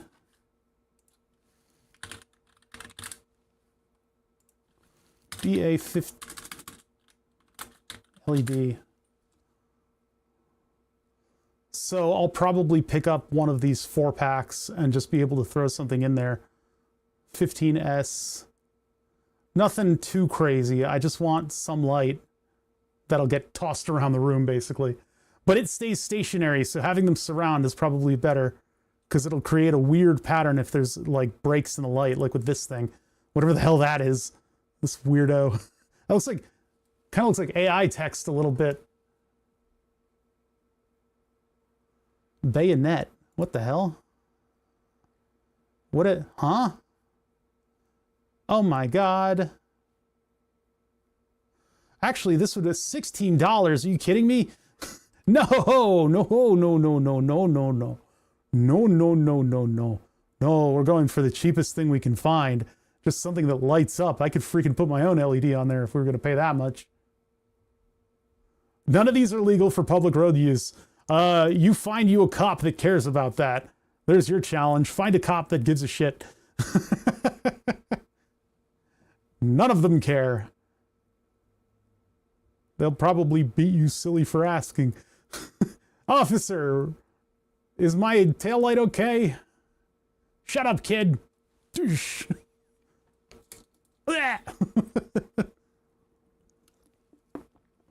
I don't know. I don't know which one to choose here. $10 for 2 seems a little steep. These are a little steep anyway. All right, I'm just going to order like the cheap one that's on the front page, and yeah, we'll be done with it. The cops are running them. No, they're cruisers funded by your what could have been going towards schools. They're wonderful secondhand military budget. Let's see here. We'll do this one. Cool. 120 volts. Never mind. It's got to be 12 volts, and I would like to see a lot of LEDs on it. 12 volts BA15 LED. Oh no, that's the wrong one. Some of them have 2 contacts on the back. I got to make sure it's the right one. It seems like the ones that have 1 contact are all the silly kind. They're all weird. That one's like enormous. What the? Boy, replacing a little filament has never been harder. Also, I don't need ones for headlights. That'll be like blinding. But I don't want 16 of them, and I don't want to spend $30. There's got to be something in between. Those look stupid, and I guess I'll buy them anyway. Okay, we'll go with that one. 500 lumen. I don't know how much lumen this thing wants to begin with. Well, we're going to make a mistake. Let's just hit buy it now, and I should get it in 2 days. Yeah, Saturday is when they get here, so we'll play with this in other ways until then. Okay, so there's a replacement LED for both of the lighting units that I'm going to get. That'll be fun. I don't know why I would do that. Basically, just to make sure that it always has light. And if it's way too bright, then I'll go back to the bulbs. But if I turn this thing on, you'll be able to see how much heat this thing generates. And that heat is all waste. I see that's heating up already. And then when it operates, it actually heats the base up too. Interesting that you can see the light. I guess it's throwing more long wave infrared towards it because it's reflecting off of the metal of the reflector. Is the motor getting hot? Motor's doing okay. All right, so mechanically this thing is fairly simple. It's not like there's anything that we need to grease. It's got the big plastic reflector, and we've got the lamp sitting in the middle on this sort of universal platform that spins, and the stationary part is held down by a big old bolt, and it's got a positive and negative wire. One of them's going to the surrounding metal, and the other one goes straight up to the platform at the top. Not much that I can really modify here. If I wanted to make this quieter, it has a rubberized plastic on the outside, and then the motor is just sitting on a giant spring here in the base. So I could put some shrink wrap on this, although I think it'll probably eventually slip. Let's just see if that quiets it down while we're trying random stuff. So shrink wrap I just have in a drawer, a drawer.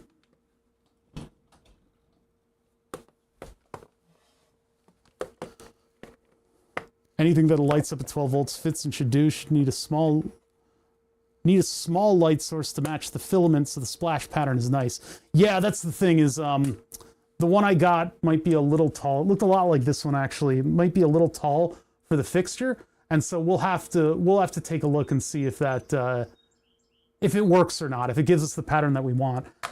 Otherwise, I could try to find a more rudimentary LED replacement, which would be like worse LEDs in this thing, because it might be too bright. A lot of the times these LED things are throwing like full power LEDs at stuff. We'll just take a little piece of shrink wrap like this. I'll just smash it over the end. Now maybe it needs to be a little larger. Well, if I don't shrink it, this works. That'll do. That'll do. All right, let's see if that does it.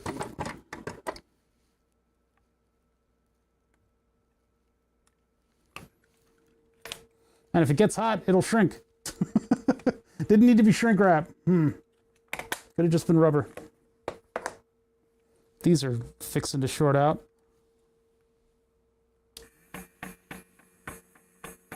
Why is it going faster now? Well, it's a lot quieter. It doesn't make the ee, but it's not silent. It definitely sounds more expensive, but the thud thud thud is still in there from this being uneven and the rubber wearing down a little bit. And of course the sound of the universal motor. God, that is so loud. If I damped this a little bit, it would be even quieter. This is resonating quite strongly. It is what it is. I think keeping it cheap and funny is fine.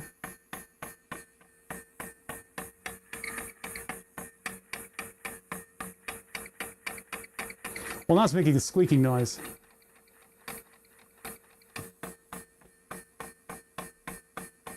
It's faster because it's not slipping anymore. Yeah, you're right. You're right.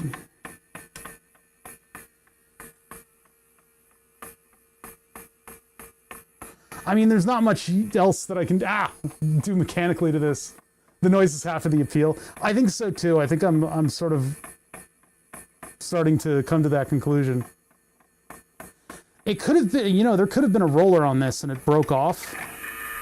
Although mechanically it seems to be perfectly capable of spinning this at a pretty good rate. This seems like it's a little fast though. Squishy foam under the motor. Yeah, that might quiet it down more. I can't make it silent. There's no way. There is a way. There's plenty of ways that I could make it quieter and have it still function just the same. As like lock down the motor and use a rubber band around it. Like one of those, I actually have a bunch of pulleys in a bin, and I could probably use, one of those circular rubber bands that they use in tape decks. That would do it too. That would make it completely silent. More layers of heat shrink. That would take a lot of heat shrink, yeah. I wonder if I still have some of the rollers from the printer we took apart. Wait a minute. Where would those have ended up? Hold on. Maybe one of these bins over here. Hold on. Let's take a look. See if I've got any alternatives. Yeah. That's a Friday project. We don't have to concentrate too hard on it. Parts in there. Here's some. Yeah. Oh, you know what? I think I got rid of a lot of those. I finally have a use for the physical rollers and stuff, and I got rid of them. The second I get rid of them, I finally have a project that uses them. These are like interior Johns. Yeah, I don't have those anymore, do I? Oh man, I remember throwing them out too. I remember I had all these parts from a printer which included little tiny rollers. All these little physical things. Little rollers and Lego parts. Oh no. I sealed my own fate by organizing these bins and getting rid of a lot of that wonky stuff. Just when I thought I was smart, I said, I'm smart. I'm gonna get rid of some of this stuff.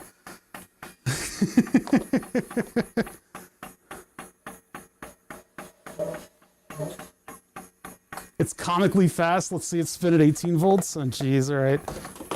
Yeah, why was it? It would seem to be quarters win. No, I wouldn't have actually been able to use any of those parts. 15, 16, 17, 18 volts. I think this is a little much for a warning light. Wee-oo. I feel like there used to be a roller in there. It's like...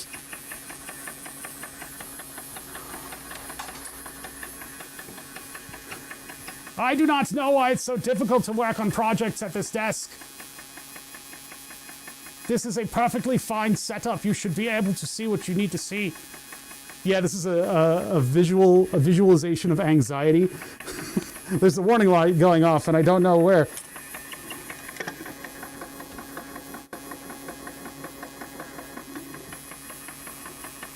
The thing is, though, these are like the exact parts that I would need.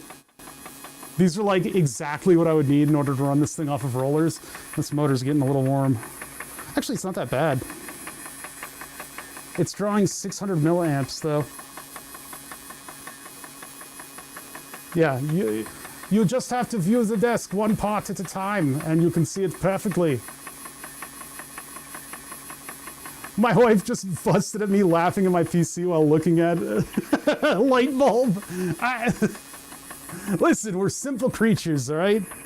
Let's get a measurement of this thing before I go into a seizure. All right, hold on. Let me get this thing out. Let me turn this down again. Jeez. It's a little nicer when it's amber. All right, I'm turning it back down before it blows up. Yeah, this thing at 9 volts is probably perfect, but the LED is not, or the lamp is not very bright.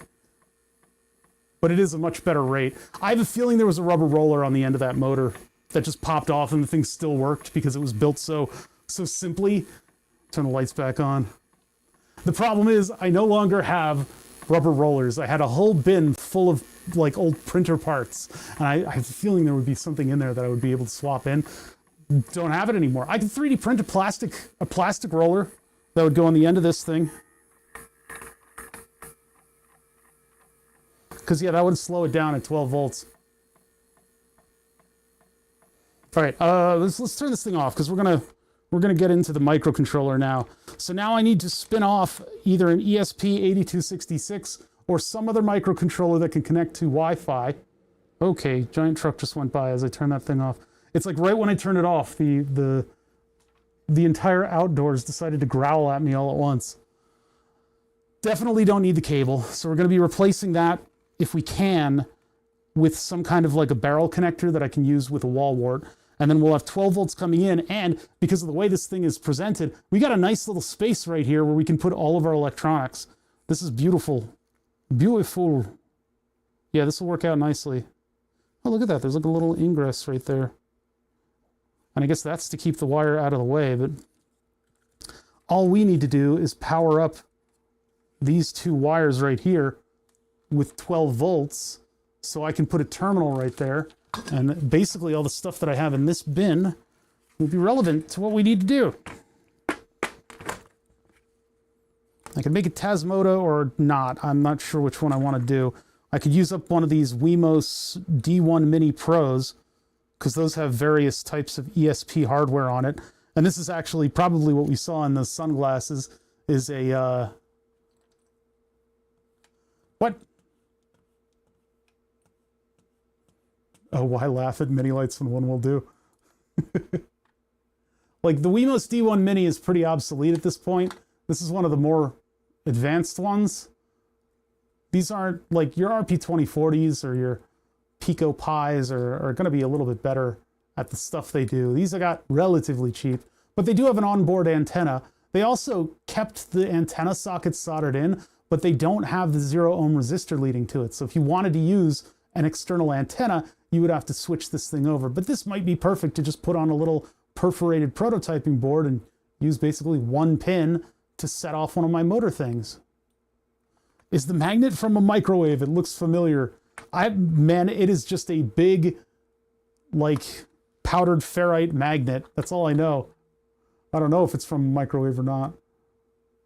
This is an ESP8266. This, again, would be something similar that we could just drop in. And I can even run Tasmota on this, but I don't really think Tasmota is going to be necessary. We can just run an Arduino MQTT thing and get it up on the network pretty easily. We'll have to look at some other projects that we've done. I'll have to figure out what they are. And then I bought, a while ago, I bought these motor boards for running motors. And it's basically just two FETs that get triggered with a little trigger that could be 5 volts or 3 volts. In this case, ours will be 3 volts. And then we have our V in and V out, minus and plus. Easy peasy, lemon squeezy. Let me find one that doesn't have headers on it. Yeah, I don't know. I don't know what this is. There's no identification on the magnet. It is just a big circular magnet. I can't get it off now. It came off like immediately. There was like a silver mylar that was holding it on, but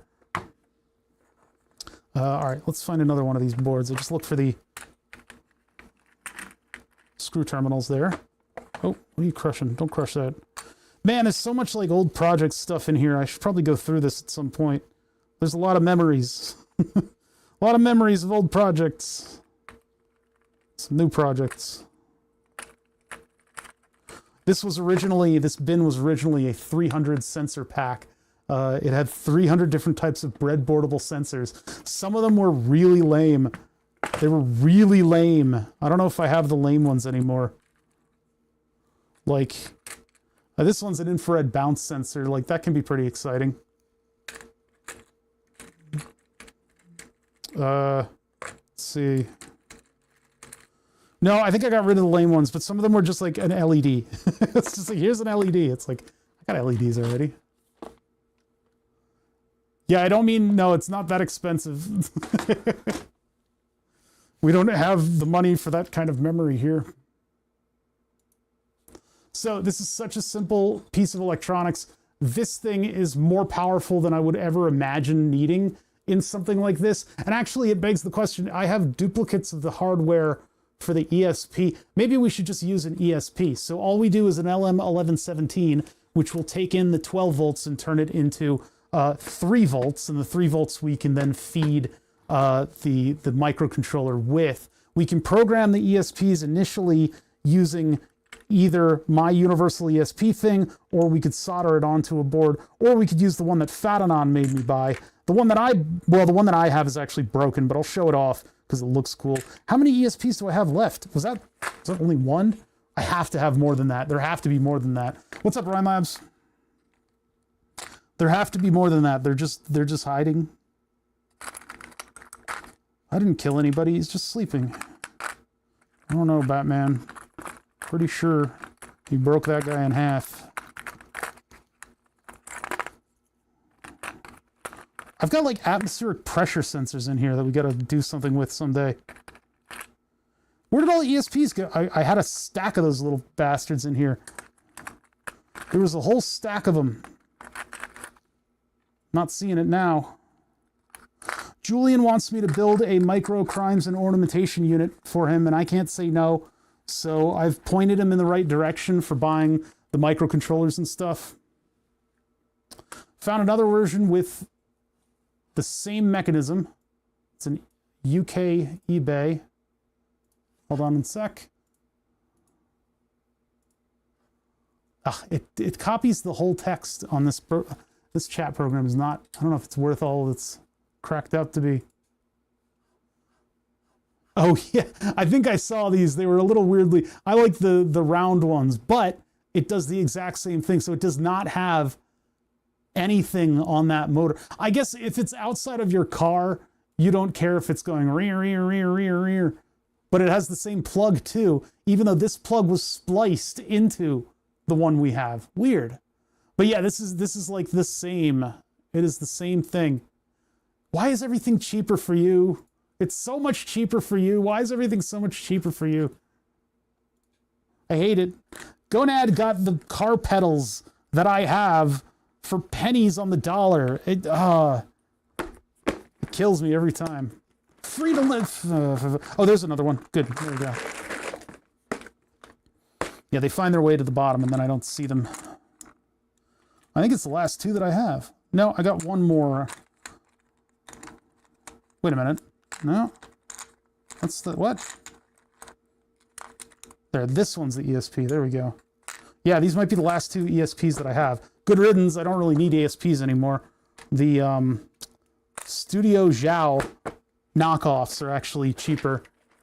Actually, no, they're not. They're not that cheap. It's weird. Is it cheaper? Everything still seems so expensive.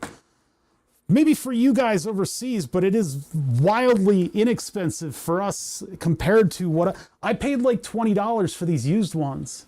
27, I think, for this one, and then had to have it shipped. Food is too expensive. Monitors and electronics are cheap. Crazy. Okay, yeah, it's so different. We have Altman to thank for our memory being expensive, though. All right, so I need my programming board. Oh, there's another one trapped in it. The one that I made, I took a ZIF socket and I took it apart and I made it into like this Adeptus Mechanicus looking thing that holds onto the ESP board. But since I've made it, it's been transferred from container to container and it's broken. But those ZIF sockets have these very fancy looking sprung pins, because you have to have a spring that will push down on the top of a lead and push it into the second pin, which is also sprung. So it's a wonderful little springy mechanism. I was able to make it look like you were driving by the docks and you saw the cargo loaders. But this would actually hold on to an ESP up like this, because this is just a Wemos D1 mini board. And all I did was just solder in these weird pins. But a ZIF socket, yeah, it looks crazy, but it's actually quite smart. Hold on, let me show you what it originally looked like. Those originally look like this, which is a zero insertion force socket, a ZIF socket. So you open it up by pushing down on this, and you see the little things open up, and then you drop your chip in, and then they push down on the individual pins. And then you're able to program your surface mount chip off board and then solder it in. This is the alternative, or rather this is the mechanism inside there. So when you push down, it'll move these backwards, and that's what that little swoop-de-whoop is doing. And then it'll push it down on top of these pins, which are sprung a little bit by the big schwumpity-hoop. So that's all that is. So you see the swoop-de-hoop right there? And that just gets pushed down on. But it makes for a very cool-looking, ornate programming setup. But this pin right here dropped off, so I can't. What I could do is plug that in and then flash the bootloader to it. But yeah, we don't need it. We don't necessarily need it, because for $1, you can go to Alibaba and you just buy a board like this that has little springs on the sides. Those little springy things that contact the ESP chip and get you to programming it. And then once you've gotten the thing in here and you've gotten it programmed once, you can then have it show up as an IP address that you reprogram on the network, if you don't have any provisions for plugging it into USB, which we're not going to have. So I guess these will have their own IP addresses. That's going to be very annoying. And then when I upgrade my Arduino, am I going to be able to program them? That's a good question. If I upgrade my IDE, let's start up Arduino. Arduino. Hey, Arduino. I don't remember how to do this. I don't remember.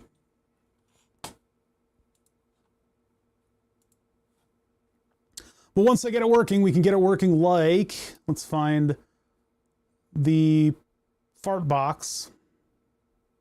No, I do not want to upgrade. Which is just on server 2 topic. Serve 2 punch box. So we'll have to look at the fart box and figure out what libraries I used, and we'll just use those again.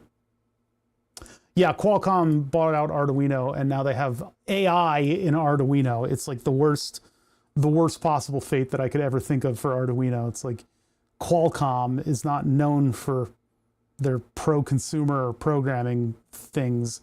Maybe that's what they're trying to turn around, but they're the last company that I would choose to take over the torch for Arduino Incorporated. Arduino Incorporated has done a lot of really cool stuff for the hobby. You know, we used to be Basic Stamps before the Arduino. And of course, the whole spirit of the whole thing is going to be carried by other companies, other systems and other companies that exist. So if Qualcomm comes in and you know, stomps on the sandbox, we already have other sandboxes that we can use now. And a lot of these companies have made Arduino compatible cores for their chips, like the STM32s we can use. I've got libraries loaded up into my ancient IDE that we can program now. So it's not like Arduino is dead, but it certainly was not, it wouldn't have been my choice to have Qualcomm buy them out.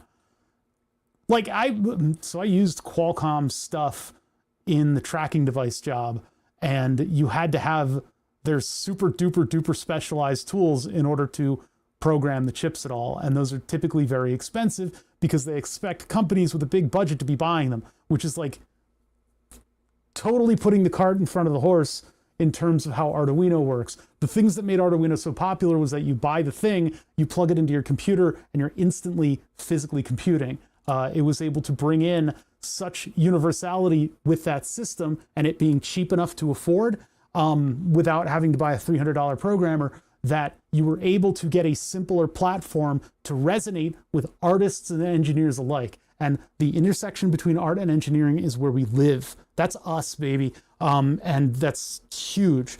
And so it doesn't really fit with Qualcomm, but the biggest German retailer canceled their Linux Qualcomm laptop order a few months ago because they refused to cooperate. Why did Arduino sell to Qualcomm? Why did you guys do that? Were they just like, big numbers sold? That's probably all they did, which is just bad. Why is the universal entropy sucking? Why do things always default down into sucking more? You know? Everything returns to a state of being terrible. And we must put more energy into the system to keep it from being terrible. Open, probably not recent. Yeah, this is a while ago that we did the fart box, huh?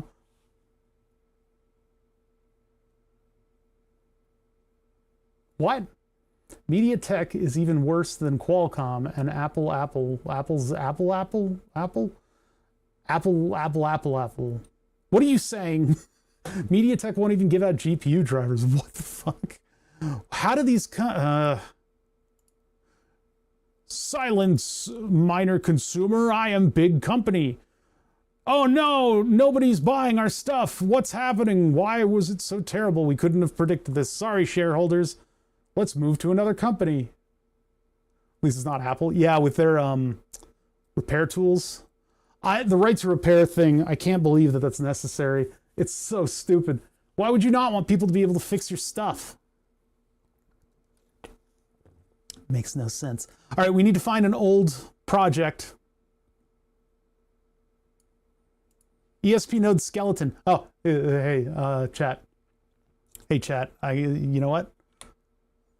Streamer thought ahead.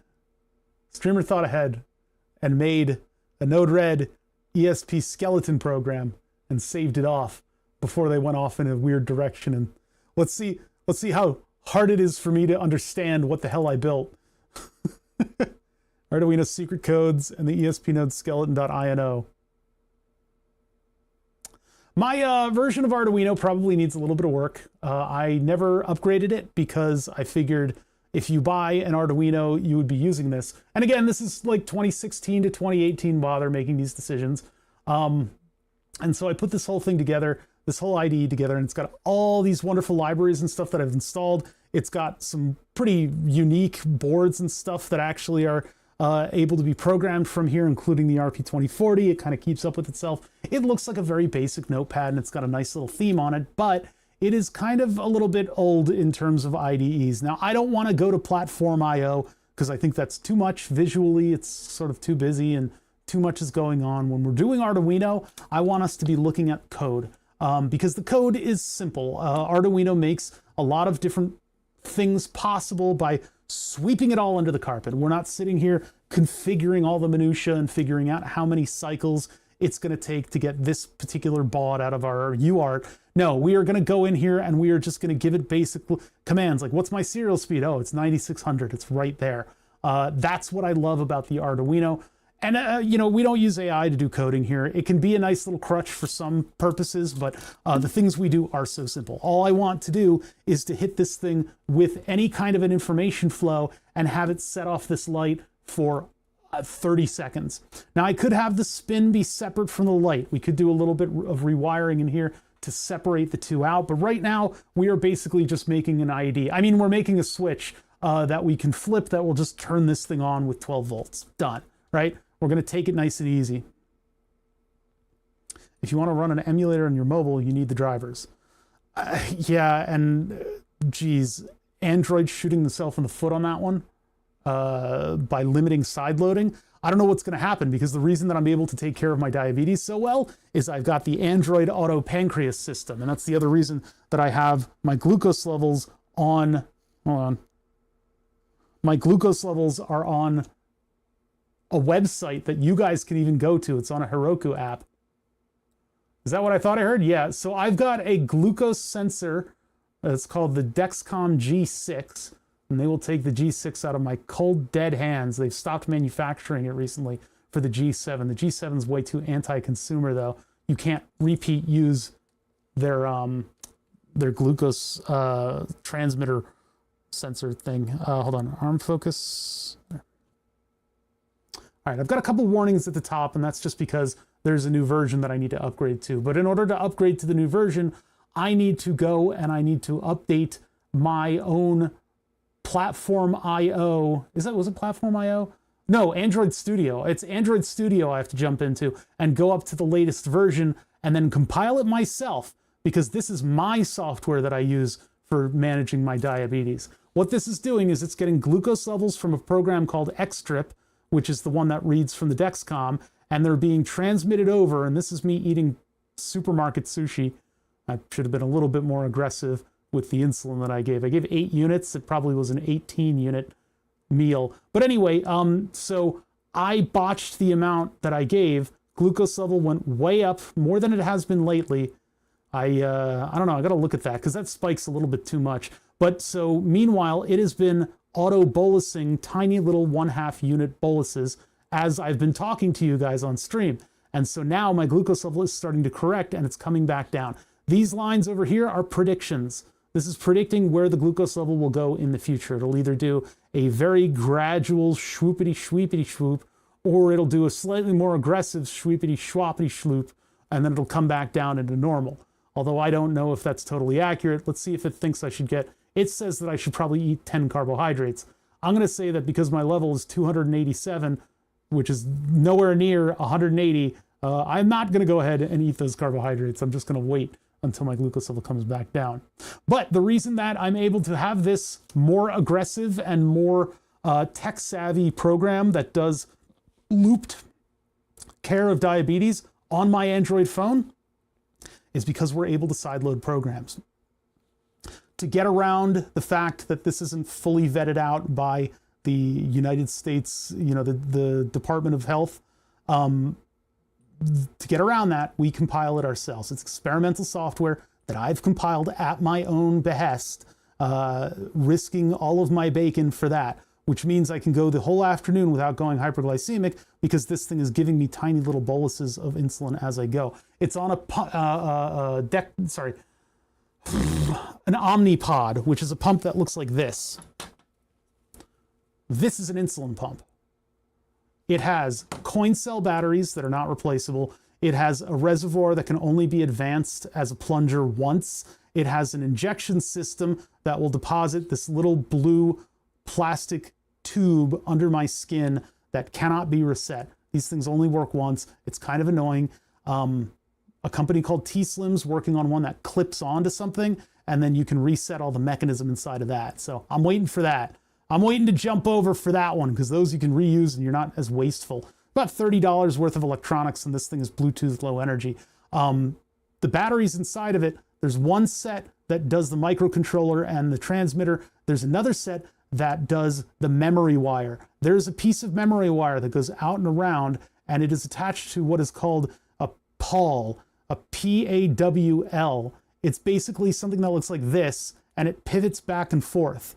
And that's what the memory wire is doing. And as the memory wire pivots it back and forth, I don't have a gear.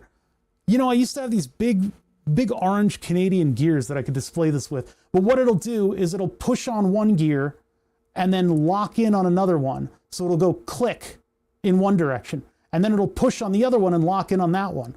So it'll go back and forth, and it'll rotate a drum. And as it rotates a drum, threads advance a plunger once.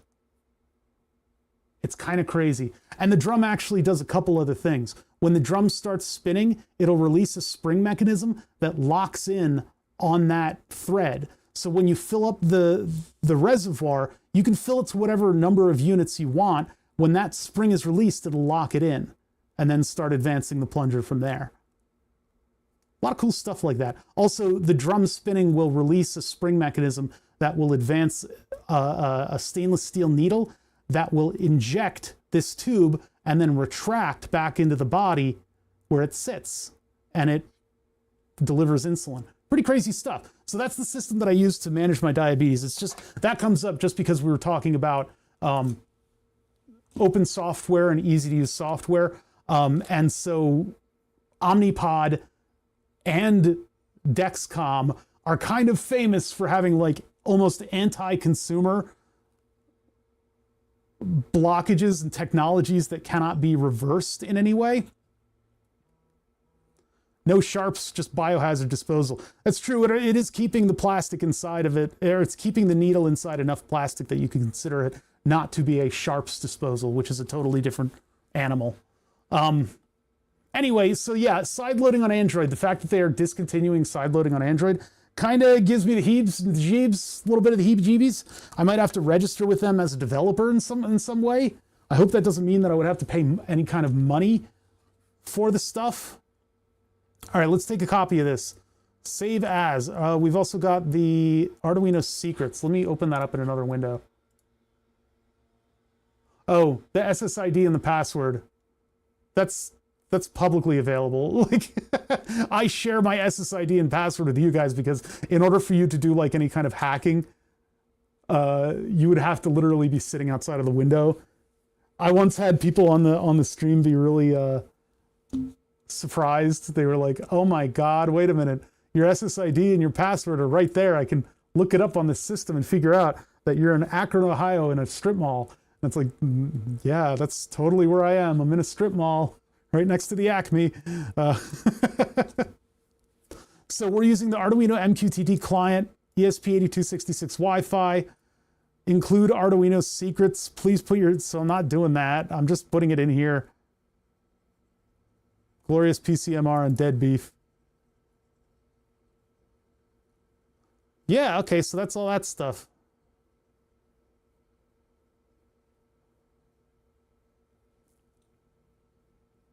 And then, do we have our client ID and stuff? All right, let's spin this off into our own program. So this is going to be, I guess, a new project.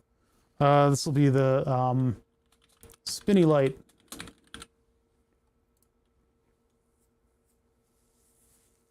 So none of my credentials have changed here. That's all the same. The broker IP is 220. The topic, spinny light. Are we still 1883? I think I just heard Mario outside. I just heard, yo! Yep, wah! Wah, wah! You! What the hell was that? It really sounded like Mario or an elf or something weird outside. Okay, so what information are we giving this thing? Because now we are spinny light. Here, let's just get that out of the way. That was the Linbus stuff that we were working on. This is freaky cool. I should do another Omnipod stream where I go over how they work. There's a new version of the Omnipod, and I don't know if they're supported by Android Auto Pancreas system. I'm a little worried about that one. I have gotten approval from Health to move to that one, but I hope they'll probably still make the old one. Omnipod has apparently worked with these folks in order to get their programs working more universally, because this is sort of like, there's the initial layer of the technology where if you buy it from their company, you use their technology, they have to lock down your phone and do all this stuff in order to adhere to health regulations around, a phone program running an insulin pump. And that's fine. But this stuff is the more hacky, we want control of our devices kind of stuff, where we've implemented a system that's closer to how the pancreas delivers insulin and is more aggressive for people like me. Because if you've noticed, I'm not thin. I'm not exactly a thin person sitting here behind this desk. I know I'm sitting in kind of an awkward position, and this is probably the reason I keep this camera angle. It's by far and away the least flattering camera angle that I can possibly have of myself, which makes it valuable in and of itself. So I am not a thin person, which means I have a massive amount of insulin resistance. In fact, what you guys saw on that phone screen, aggressive controls for aggressive people. Well, the problem with aggressive controls is you can go hypoglycemic, and that's low blood sugar.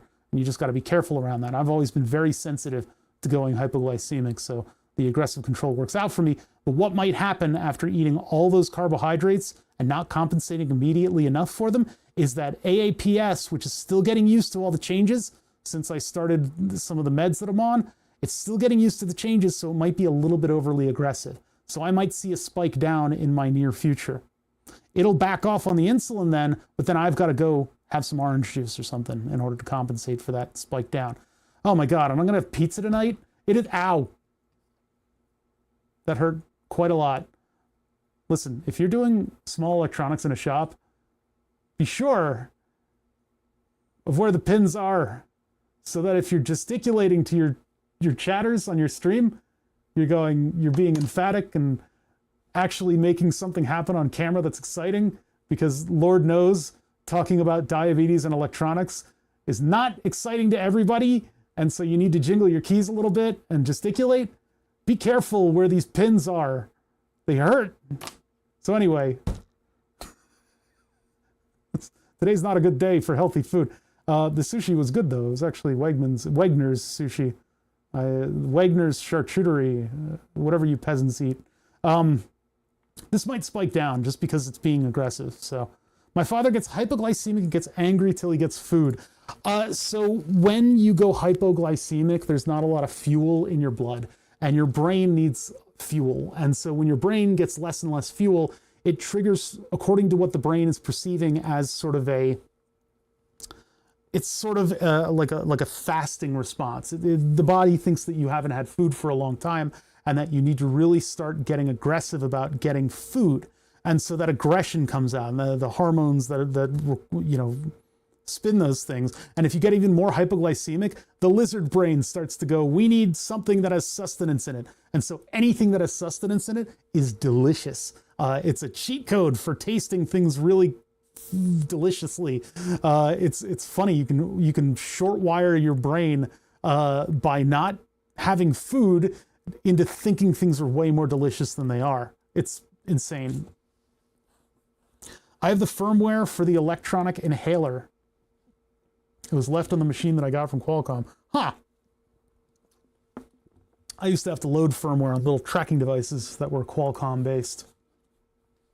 That was a whole special set of tools. And then they said, hey, you know, you could just have a session where you train the technicians on how to do it. And I said, wait. Whoa. It was like nobody to that point in my life had trusted me with managerial responsibilities, and they suddenly just did. And it just was totally different. And I was like, wait a minute, I don't have to take on that whole task myself. It was a pretty crazy change for me. One of those moments that I kind of never really had, just because of the way everything was structured around me. They always saw me as the guy who could do the thing instead of the guy who could manage doing the thing. And it was always the less capable that got promoted around me. I love The Office, where any of our skills and talents lead to stagnation. What a wonderful system.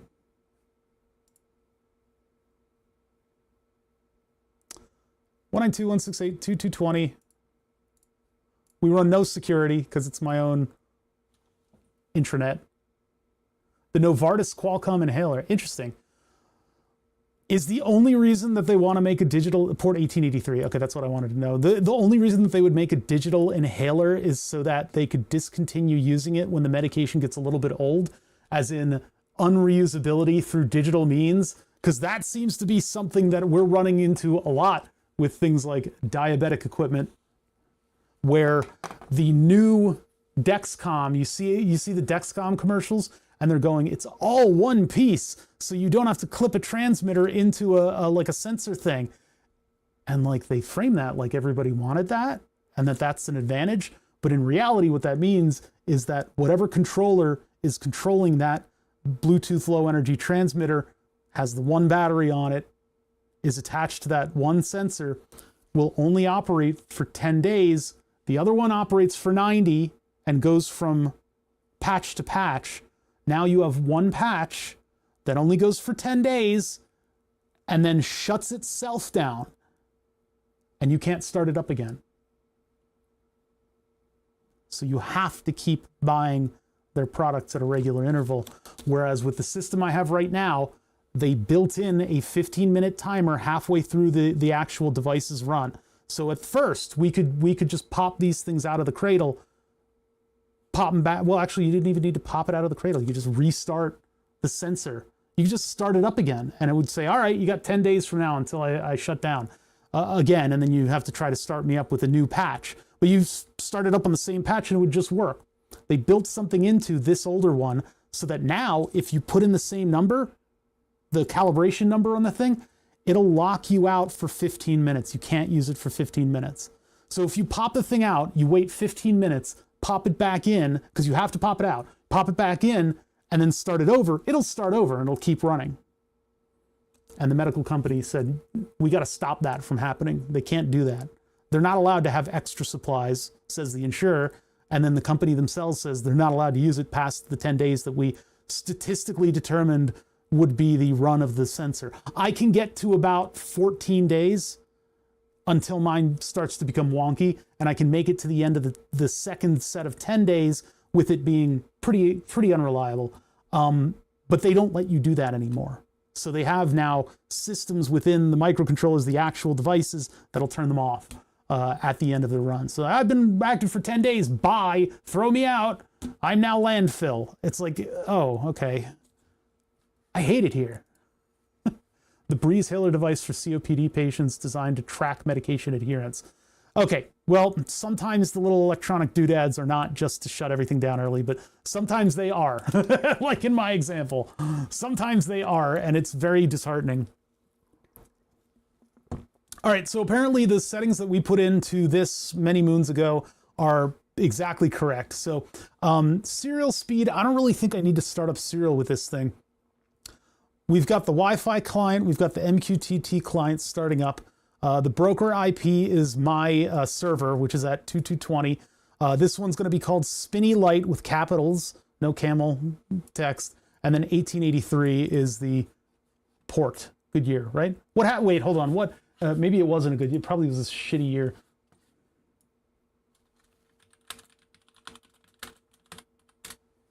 In 1492, Columbus sailed the ocean blue. Massive eruption of Krakatoa in Indonesia, which killed 36,000 people. Started on Monday. Life magazine was founded. Pendleton Civil Reform Act. Tokyo electrical lighting grid. Alabama becomes the first U.S. state to enact antitrust law. The Adventures of Pinocchio are published.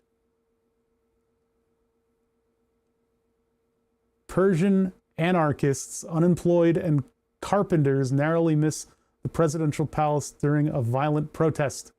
What? Why are we using 1883 as our port?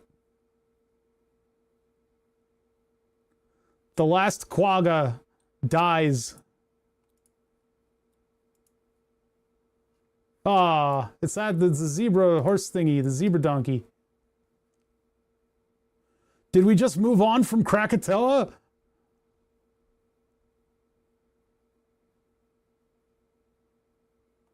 Okay, anyway. When I get a 4-digit number like that, I like to look up what happened that year, because sometimes there's horrific things. Life magazine's been out since 1883. Are they still publishing, or are they in dire straits? I found a UPS with pure sine wave for $9. That's pretty nice. What is that? Is that a spinning around on the floor? Yeah, it is. Spinning around on the floor remote. Everybody liked it when we removed the 3.5mm port from phones. Maybe they do want limited cycles for all their equipment. Yeah, right? Like, just that, like, the filter between these ghouls doing these decisions. How do we justify this decision that we've made? I miss my 3.5mm port. I've still got a butthole. serial begin, Wi-Fi begin. We don't really need to ever to turn on serial. I just had it as a morale booster, basically. It just told me that we connected to stuff. Maybe we'll keep it on at first, though. You can provide a unique client ID. If not, set library uses Arduino Milli. What? So are we missing the part where we... Up here we have Wi-Fi client for MQTT client. And we have broker IP and server topic as constant characters. Do I need to actually bring in these? Oh, but we don't have... We have a client ID, but we have a broker IP and server topic. Right. Okay, so we're not doing user IDs and passwords. What do you mean? What did that... It's just being friendly. I put messages like that in my thing. Check your Discord. Why? No, not in the middle. I'm streaming, man. No. No. I'm putting up a boundary. I'm not responding. Oh, the file. I don't need those files. I don't need those. You're not bringing me down with you. No way. I'm not going to be holding the bag when the cops come. All right, so we subscribe to the topic here. That's what I was looking for. Okay, so we subscribe to the topic, server topic, client subscribe, server topic, waiting for messages on the topic. Okay, so we'll load this up into the ESP and give it a quick test. That's how we'll do this. Because we can set up the Node-RED stuff in parallel. I haven't been back to this code in a while, and this is basically just using an MQTT library, and we'll just have it so that if any data gets sent to this thing, it'll turn this on for a certain amount of time. And then I can just load that into the second ESP, and we'll have our 1 and 2 device. So I gotta load this in to my little programming thingamajig. There's gardening happening behind me, so I hear rustling in the leaves and stuff. This window leads to the back alleyway of the house. So we secure our little guy in there with the little Amogus. Actually, that's kind of an I saw stuff like this on some websites once. Okay, so message comes in. Whoa, what's going on here? On MQTT message. So this is where we would basically put something in here that would either interpret the message, or in our case, just set the thing off for a certain amount of time. And actually, we should probably have it be a 0 or a 1. We'll just have it load in a Boolean. What did we do for our other device on that? So now I need to open a slightly more mature program with the ESP stuff. So 123 pi channel point fart node. There we go. Node-RED fart point box. We did some stuff to move everything over to Node-RED recently, and that means that I can have an API, like a singular point that checks to see if it's okay on the API. What happened with the board in previous years, before 2019, back in the before times, 2019, when dinosaurs still roamed the earth. I can't believe 2019 is like 6-7 years ago. It's crazy. The board hasn't been active for that amount of time. I've got 2 boards that have over 6,000 names on them. We got to get this board back and running. One of the big things about the board is that I'm moving the API over to Node-RED. What's cool about having it on Node-RED is that I have one singular thing that connects to Twitch. Before, we could make it so that each individual ESP8266 went all the way to the Twitch API and subbed to its own thing. That's fine, and you can keep the scope of your devices limited so that they don't delete your channel or anything like that. But in our case, this is better because their credentials would expire. The credentials for these things would expire in 6 months, and then I have to remember where I put all the secret codes, how to generate new secret codes, etc., etc., etc. With the Node-RED thing, I have 1 point of failure for that whole thing, and I think it re-ups its own credentials. I don't know if we've been using it for 6 months or not yet, but I think it re-ups its credentials. So it's like one node that I put into node red. Boom, I'm done. It's nice to have. Okay, I added a debug.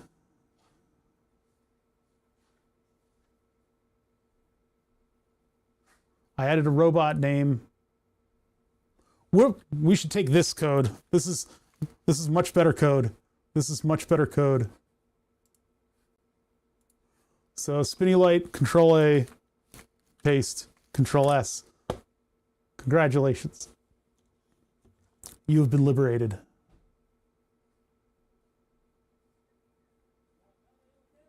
All right.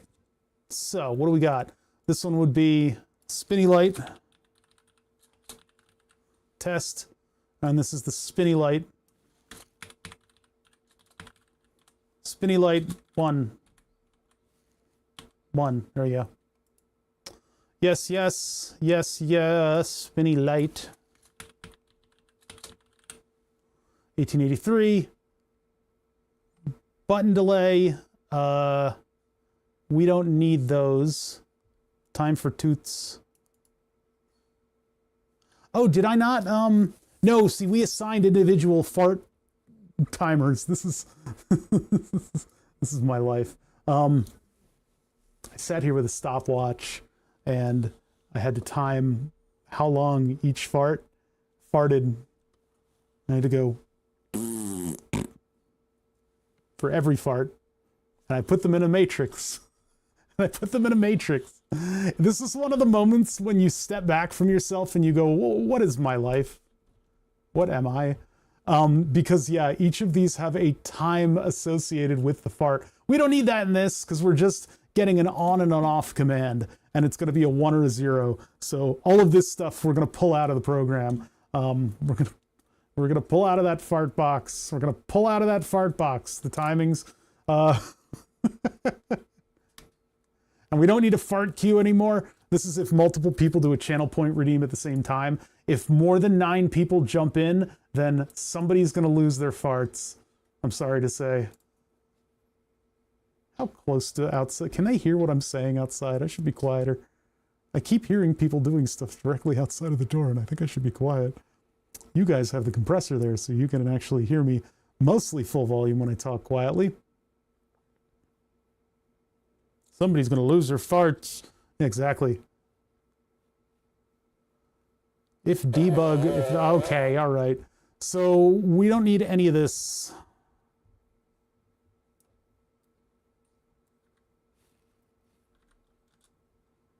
We don't need any of this. We don't need any of this. We don't need fart time or fart size. We don't need a queue. This is just in the event of rating. So, are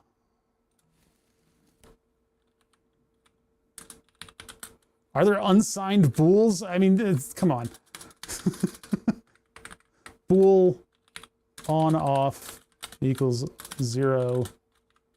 Guess which is which. Okay, and then we don't need any of this because we're doing the most basic control of this thing. We don't need checks and balances on this thing. It's possible that when it gets connected to MQTT, I could have it do 1 spin, but right now we'll just make it as basic as possible. So this is a typical Arduino program. A typical Arduino program exists in a very simple state. We have up front, pretty sure an unsigned bool is just a quantum bit. We've gone into liminal space with these booleans. They're in the cat dimension. I'll have all of my includes at the top. I'll have an explanation at the very beginning of everything that the program does. Usually, I try to be kind to myself and actually talk about what I'm using, and I'll link to the libraries that I'm using. Then, at the beginning, I put all of my includes. We load everything up front. We do some basic defines that will change they're the things that I need to change often, right? So I have a different robot name that shows up in the Arduino IDE, depending on whether or not I have debug set as a 1 or a 0. Then I have various library setup things going on here, like the SSID and the password. I have settings for stuff. I have variables and timings and booleans and stuff like that. All that stuff is up top. All of it's up top so that I can get to it quickly and change the nature of the program if I mess something up. So pinout is a big one here. In this case, we're actually going to need, right about here, maybe below serial, we'll do pins, and it'll be UN8T, constant int, no, define. That way it doesn't take up space. Define, and this will be switch pin, and that's going to be pin, I don't know, roll some dice, chat. What pin are we going to use?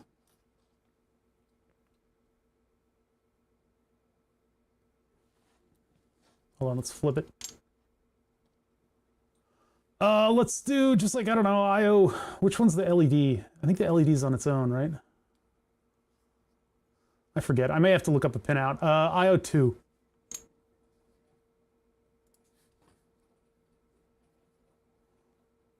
Switch pin.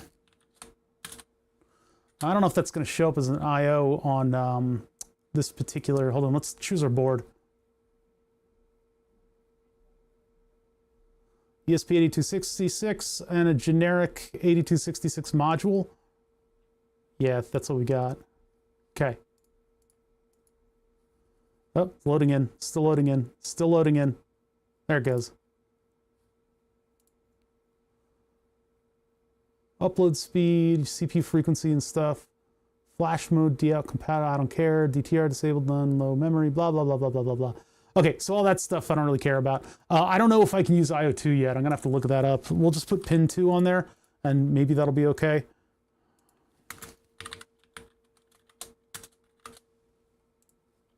And then we have our on-off boolean. Network stuff, the Wi-Fi client is being defined, MQTT client's being defined. Then I have my setup, and I like putting a big comment block above setup so that when I'm flying around, I can see that show up. A lot of the IDEs now let you collapse the sections, which is really helpful, but we don't have that here, and I'm okay not having it because this is a dinky little microcontroller program. But I use my Objective-C to full advantage. Basically, setup is just an explanation of all the things that this microcontroller will do. And so what we need our MQTT-enabled microcontroller to do is to set up the serial port, set up its Wi-Fi, set up over the air, which is something that allows us to program this thing remotely. Then it sets up the pins that it has in its setup. It sets up MQTT and joins in on the topic and everything. And then it indicates somehow that it's done with that setup. Now, setting up MQTT, setting up Wi-Fi might also involve activating the device briefly. So there's a little bit more code than that in there. Sometimes when things are a bit more simple, I will not use all these functions, but using functions cleans it up. And so now I have just this list of things that it goes off and does. With the loop, I try to do the same thing unless it's just literally one singular command. It feels bad to have its own program when it, you know, its own function when it's just one thing. So what this does, checks to see that we're still on Wi-Fi and everything. Handles the Arduino over-the-air stuff like reprogramming and things like that. Then it pulls the MQTT client, checks to see if anything's happening, and in this case, it knocks a fart. In our case, we're not going to be fart knocking. We're just going to be spin knocker. So we're going to run spin knocker instead of fart knocker. Spin knocker is going to be pretty simple though, because we have the universal or our global variable that will tell us whether or not we're spinning or not. Loop. Ah, yes, the names you use when you hate the people you work with. Why? What does that mean? I mean, setup and loop are just like, because in some microcontrollers you have just like a while one loop. That would be your loop instead of calling it loop. But that's just Arduino being Arduino. That's right. So the way that this worked was that after checking MQTT, we would put the fart onto its array, and the array would be iterated to one side where the fart would then be. So there was just like an engine that was doing the farting. But in this case, we do a spin knocker.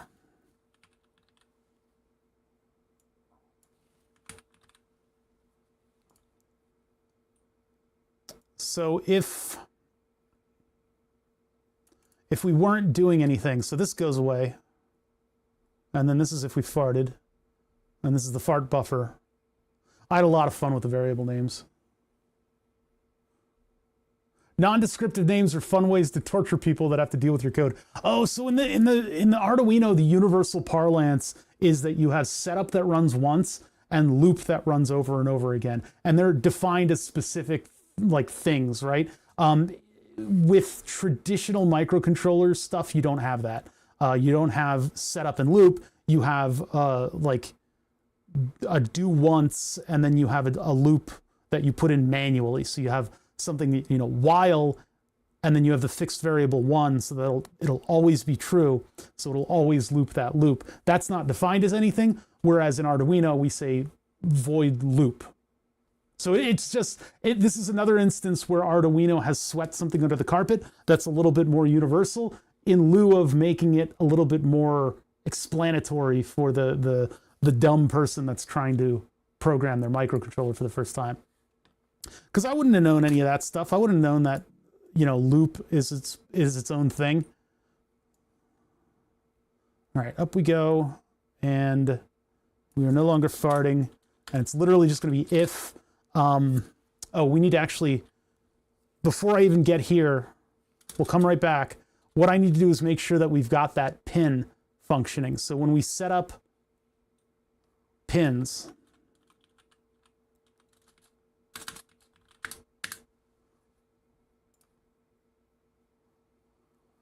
built in for I is equal to fart. What the hell's going on here?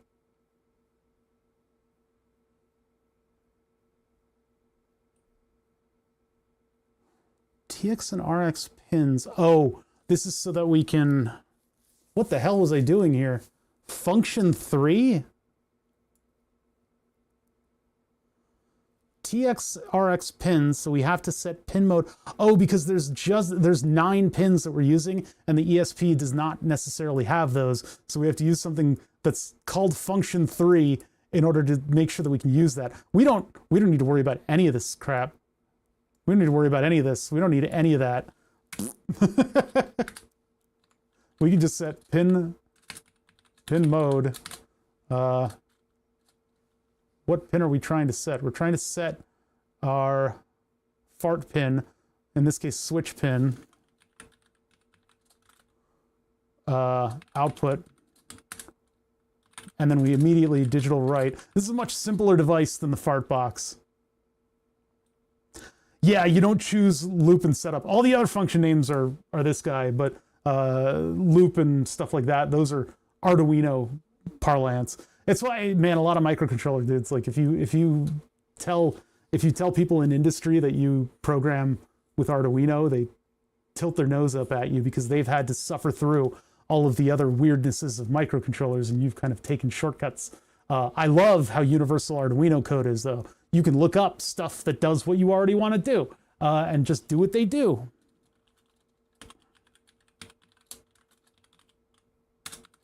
You know, and low and high are true and false, are 1 and 0. So you wouldn't necessarily be using these disgusting, verbose definitions of things. But you know what? In the end, it makes it a little bit more easy to understand. Because I apologize, because my glucose level's crashing, I'm getting like heartburn hiccups. And so I've been trying to keep them down, but all I have to drink is seltzer water, which is hint of lemon lime. So as I'm gulping this stuff down, it's also creating burps. And so what I've been trying to tell you guys has been like interrupted constantly. I do apologize. All right, so in this case, we now have set up our pins. It feels bad to program the functionality of a pinout before you set it up. It's just I've been doing so much microcontroller coding that when I start programming downstairs in the actual function of the thing, it like something in the back of my head goes, hey, you haven't set up those pins yet. So,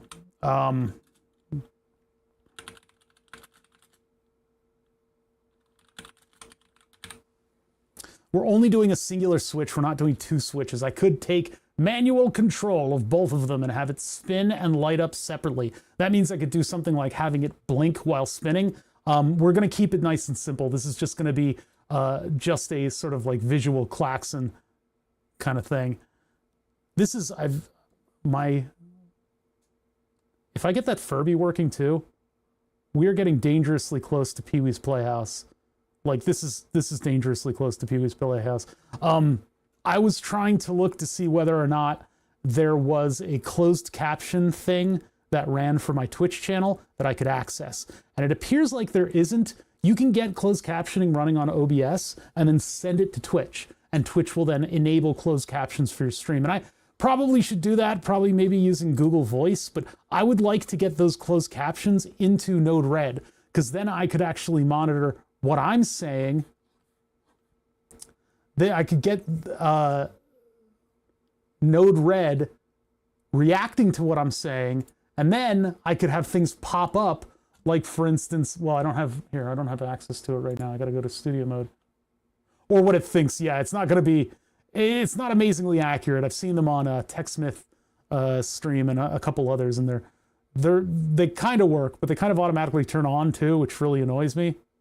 Well, it's like, what am I looking for?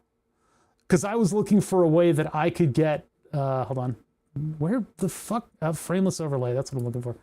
Gotta like muster my metal in order to concentrate on what I'm saying. So if I was talking to you guys and I said Willow, I could have a picture of Willow pop up every time I say Willow. But it's probably likely that if I made it pop up Willow every time I say Willow, it probably would be a big delay before the picture of Willow would come up when I say Willow. But I think that would be very funny if when I'm talking, it would just, you know, the stuff would pop up. If I say different things, it'll just pop up on screen. I got to work on that. I got to figure out how to do that, because I think that's going to get a little bit more Java-y, and I'm not great at Java programming. Anyway, we're making a very, very basic program that will start and stop a Spinnamathing. So we've got our Wi-Fi connection and stuff already handled. The only thing I care about is getting down here to getting an actual, we don't need the fart inserter anymore. That's actually not used. We just need our spin knocker, which is a knockoff of the fart knocker. And we do if, what was it called again?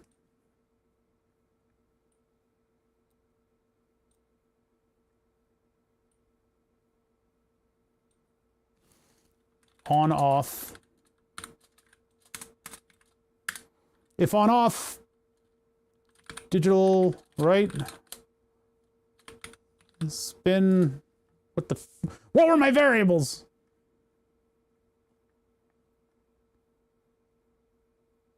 Switch pin. High. Else. Let it snow. Digital right. Easy peasy lemon squeezy. This is about as basic as Arduino programs go. I could also just digital write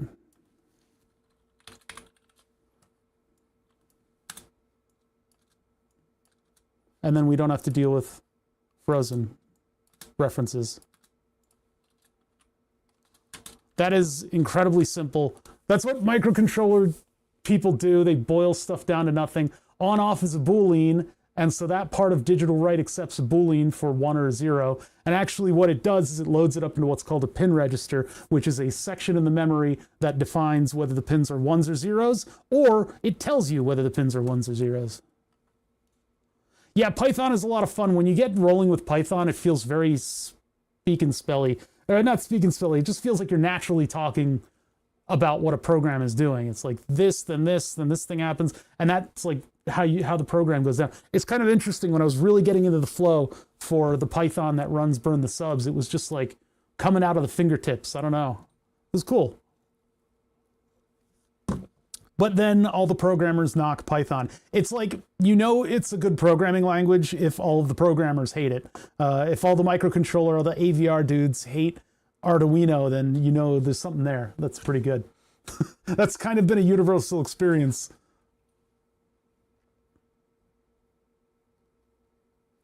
What are we doing here? If message size is equal to 1, convert it from ASCII to decimal, and then we insert that into the fart. This is on MQTT message. Fart inserter of the message.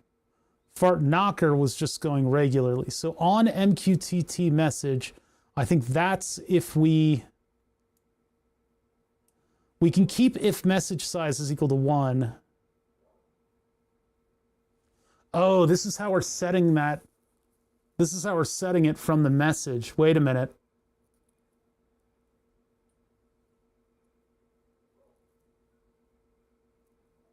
Is there a single language that the majority of programmers don't hate? English? No, that's not true. A lot of them can hate English.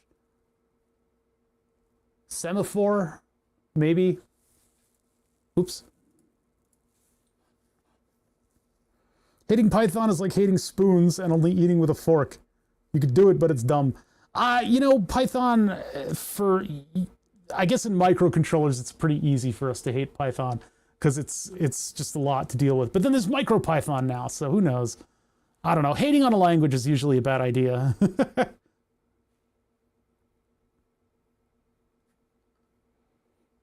This is printing the table, so table print we don't need. And this is on MQTT message, and we are only going to send it booleans, but in case, just in case, we get something that's not a boolean. So we are...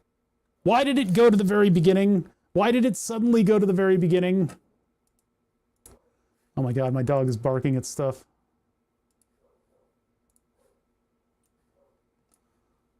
I think they're doing mulch outside. That's probably what's going on.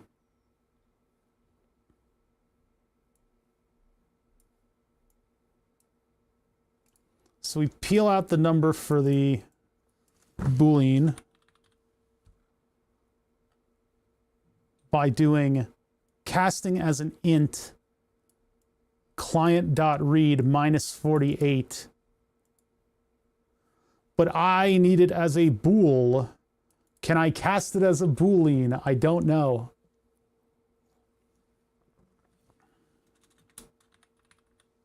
We could try. Oh no, that still needs to be int in case it's a different thing. Because otherwise it would subtract 48 from a 1 or a 0. So we are casting it as an integer, subtracting 48 to get it to the right thing. And then I'm inserting it as a bool. I don't think that's going to work. I think what I need is Boolean on off is equal to bool of message. And that could fail in a weird way. But we've checked to see if it's only one digit. So if it's A, B, C, D, E, F, G, or if it's anything but a 0 or a 1. How about if the int of message client read, if message is 1 and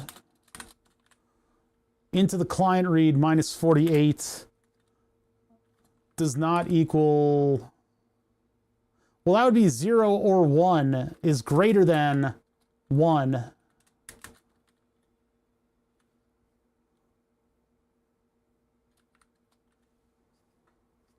We don't need 2 on that.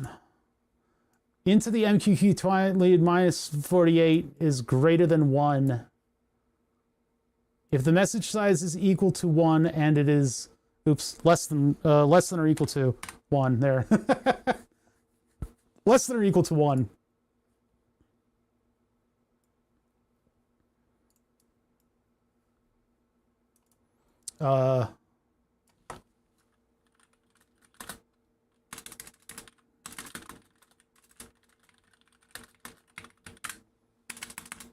bool. I could make this a bool and I could have it return a bool. Message could equal negative number. I don't know how it would because it's coming in as ASCII. It's coming in as ASCII and ASCII doesn't have, ASCII has a minus sign.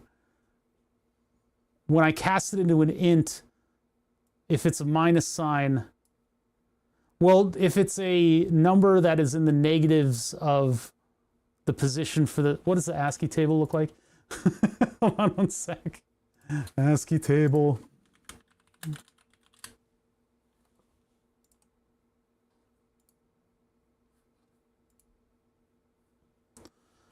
Like if we were at, yeah, because with decimal 48, we subtract 48 and we get 0. But if we were 47 and we subtract 48, we get -1. So if I sent it slash, then we would get into the negative numbers. Damn it! How does this work? Check is number. There's like some other functions in here.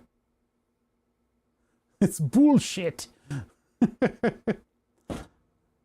If it's less than 0, make it equal 0. No, I don't want to make it equal anything. I want it to just not use that command. It'll just move on from it. But yeah, you are correct. If message size is equal to 1 and it's less than 1 and it's oh geez, we'll put another and on here. This is too many ands. I could make it individual if statements just so it looks better, but we'll just do a universal check. And if it's greater than or equal to 0. Or I do, or client read minus 48 is equal to 1 or equal to 0. Oops.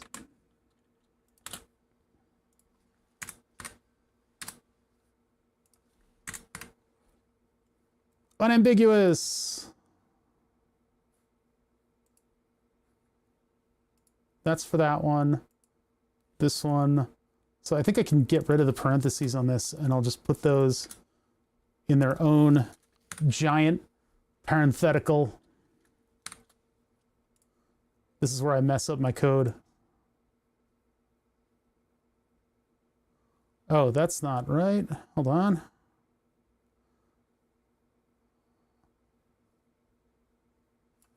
I think I might need one more on the end. That one, this one here, oh, this doesn't have anybody. So that one goes all the way to the end. Oh, I see. I need one there. Oops. That one goes all the way to the end. This one, nope, this one goes back to that statement for our or statement.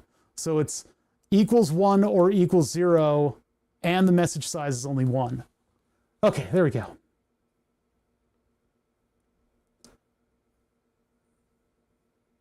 This is where anyone would mess up the code. That's why there's good coding practice, so you can read it and write it. Yeah, that's true. This is just one of those things. There's probably a better way that I can format all these checks, but whatever. And I could always make into the client read, like, happen up here and then get used down here multiple times. That's probably the better way to do it, actually. Int message is equal to this, and then we're only calling that once. No, what did I just do? Int message is equal to, yeah, just take this, put that here, and then I only need to do if message is equal to 1 or if message is equal to 0. That's much cleaner. There we go. And of course, I've messed up my parentheses again.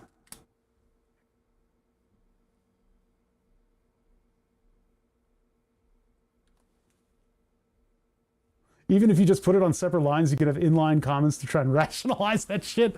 I guess so. Here, these notes go up here. This is way too many comments. It doesn't matter.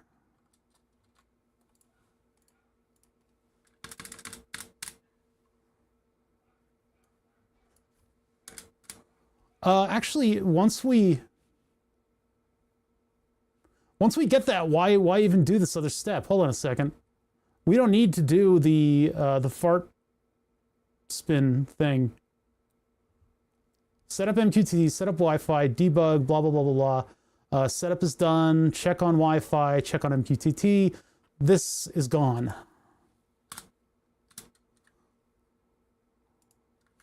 So when the callback comes, we're just going to do digital write.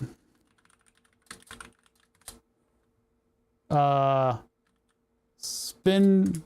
God damn it. What was the name of the... What did I call that? Pin.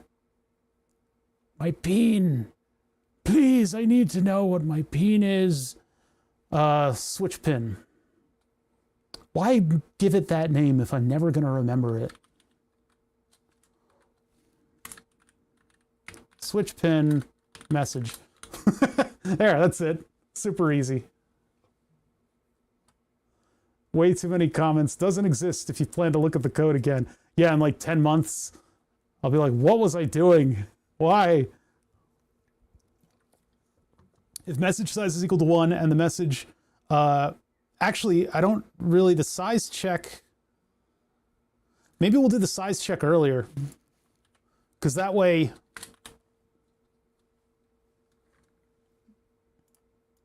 We'll just take this if, and we'll make it its own thing. And that will then convert it.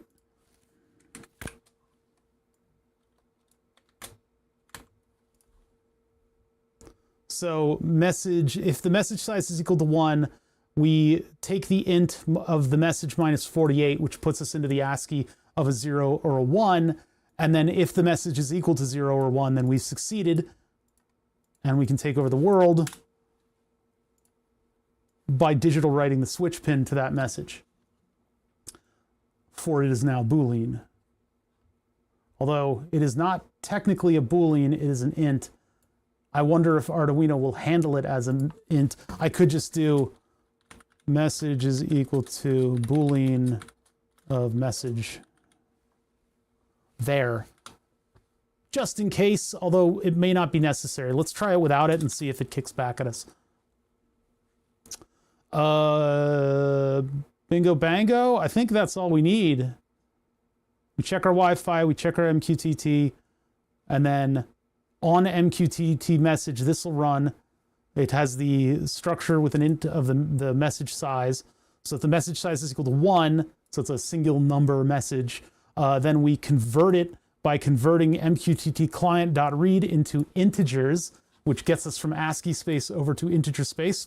So we basically flip from character to decimal. And so the character 0 minus 48 is 0, 1, etc., etc., etc. And we're really only looking for these two. But we do the 48 anyway. If the message is equal to 1 or 0, then we write switch pin with the message.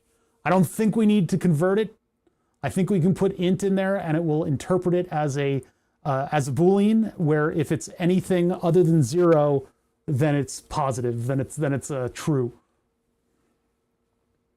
That's my understanding. So that should be the whole program that we're going to run on this thing. Why the commotion? Oh, because it's getting late. It's getting late. I got so into this, guys. One of these Thursday things. I think maybe this will be a 2-stream stream because it's about time that people are leaving the house and I need to take the doggy out for a walk. So, hold on. Man, I need the willow button. Let's set up a willow button really quick. Where's that? That was a good thing. I like that picture. So let's do, this one enables it. So yeah, that, and then we'll just make it Willow title. Oh, it's already titled Willow. All right, there we go.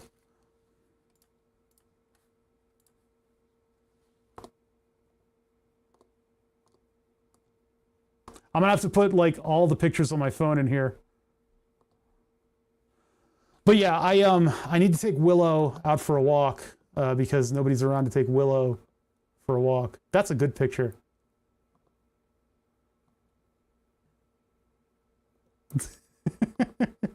She's my buddy. Sometimes it's not so nice out there. Oh, it wasn't as long as I thought it would be. Anyway, yeah, I'm gonna go take that dog for a walk, and then we will test this program tomorrow. I think there's nothing to it, right? There's really nothing to it, but I'll take you guys through uploading it and everything tomorrow. It's a simple process. I got the things selected up here. We should just be able to choose it from a drop down, and then once it is situated, it'll be much like in my ports thing. I've got Fartbox 3K at 196.182, blah, blah, blah. That's what this is going to show up as. So I'm going to have 2 spinny lights in addition to the Fartbox on there. That's tomorrow. We're going to do that tomorrow. I'm going to actually be back after getting all that attention on Tuesday. I don't have a stream on Wednesday. It totally tanked the fanfare from those streams. Hold on, what am I looking for? I'm looking for Discord because I need to make my end card. I don't know if Ryan Labs is still here, but that is cool that they shared that. I don't know what I'm going to do with that information. Why I would need the firmware from an inhaler. So yeah, let's go ahead and get together on the 8th. And on the 8th, I'm going to have to end, well, no, it'll be normal timing tomorrow. Yeah, that'll be fine. And we can finish up, this is a very simple project. You want to go to Sid Heresy? You do that. Hold on, let's just check in on Sid Heresy. Unless Gonad is going live. Gonad goes live typically like while I'm streaming or while I'm taking the dog for a walk. He'll go live. And so I'll get back and I'll go, Gonad was online. I could have rated Gonad. But then that's a lie because he actually went live while I was out. So let's what is Sid doing? Back from gig maxing. Oh, they used the maxing in the title. Time to mog these. Okay, they're just torturing us. Yeah, let's get in there. We'll go to Sid Heresy. All right, so there's a lot going on camera on this one. So you guys hang out. And Uo's not live, right? I would rate Uo if... Let's check if Uo's live. I got so much attention last stream. It was like crazy. I see no Uo and I see no Dave. So we don't owe nobody favors. Let's go hit up Sid.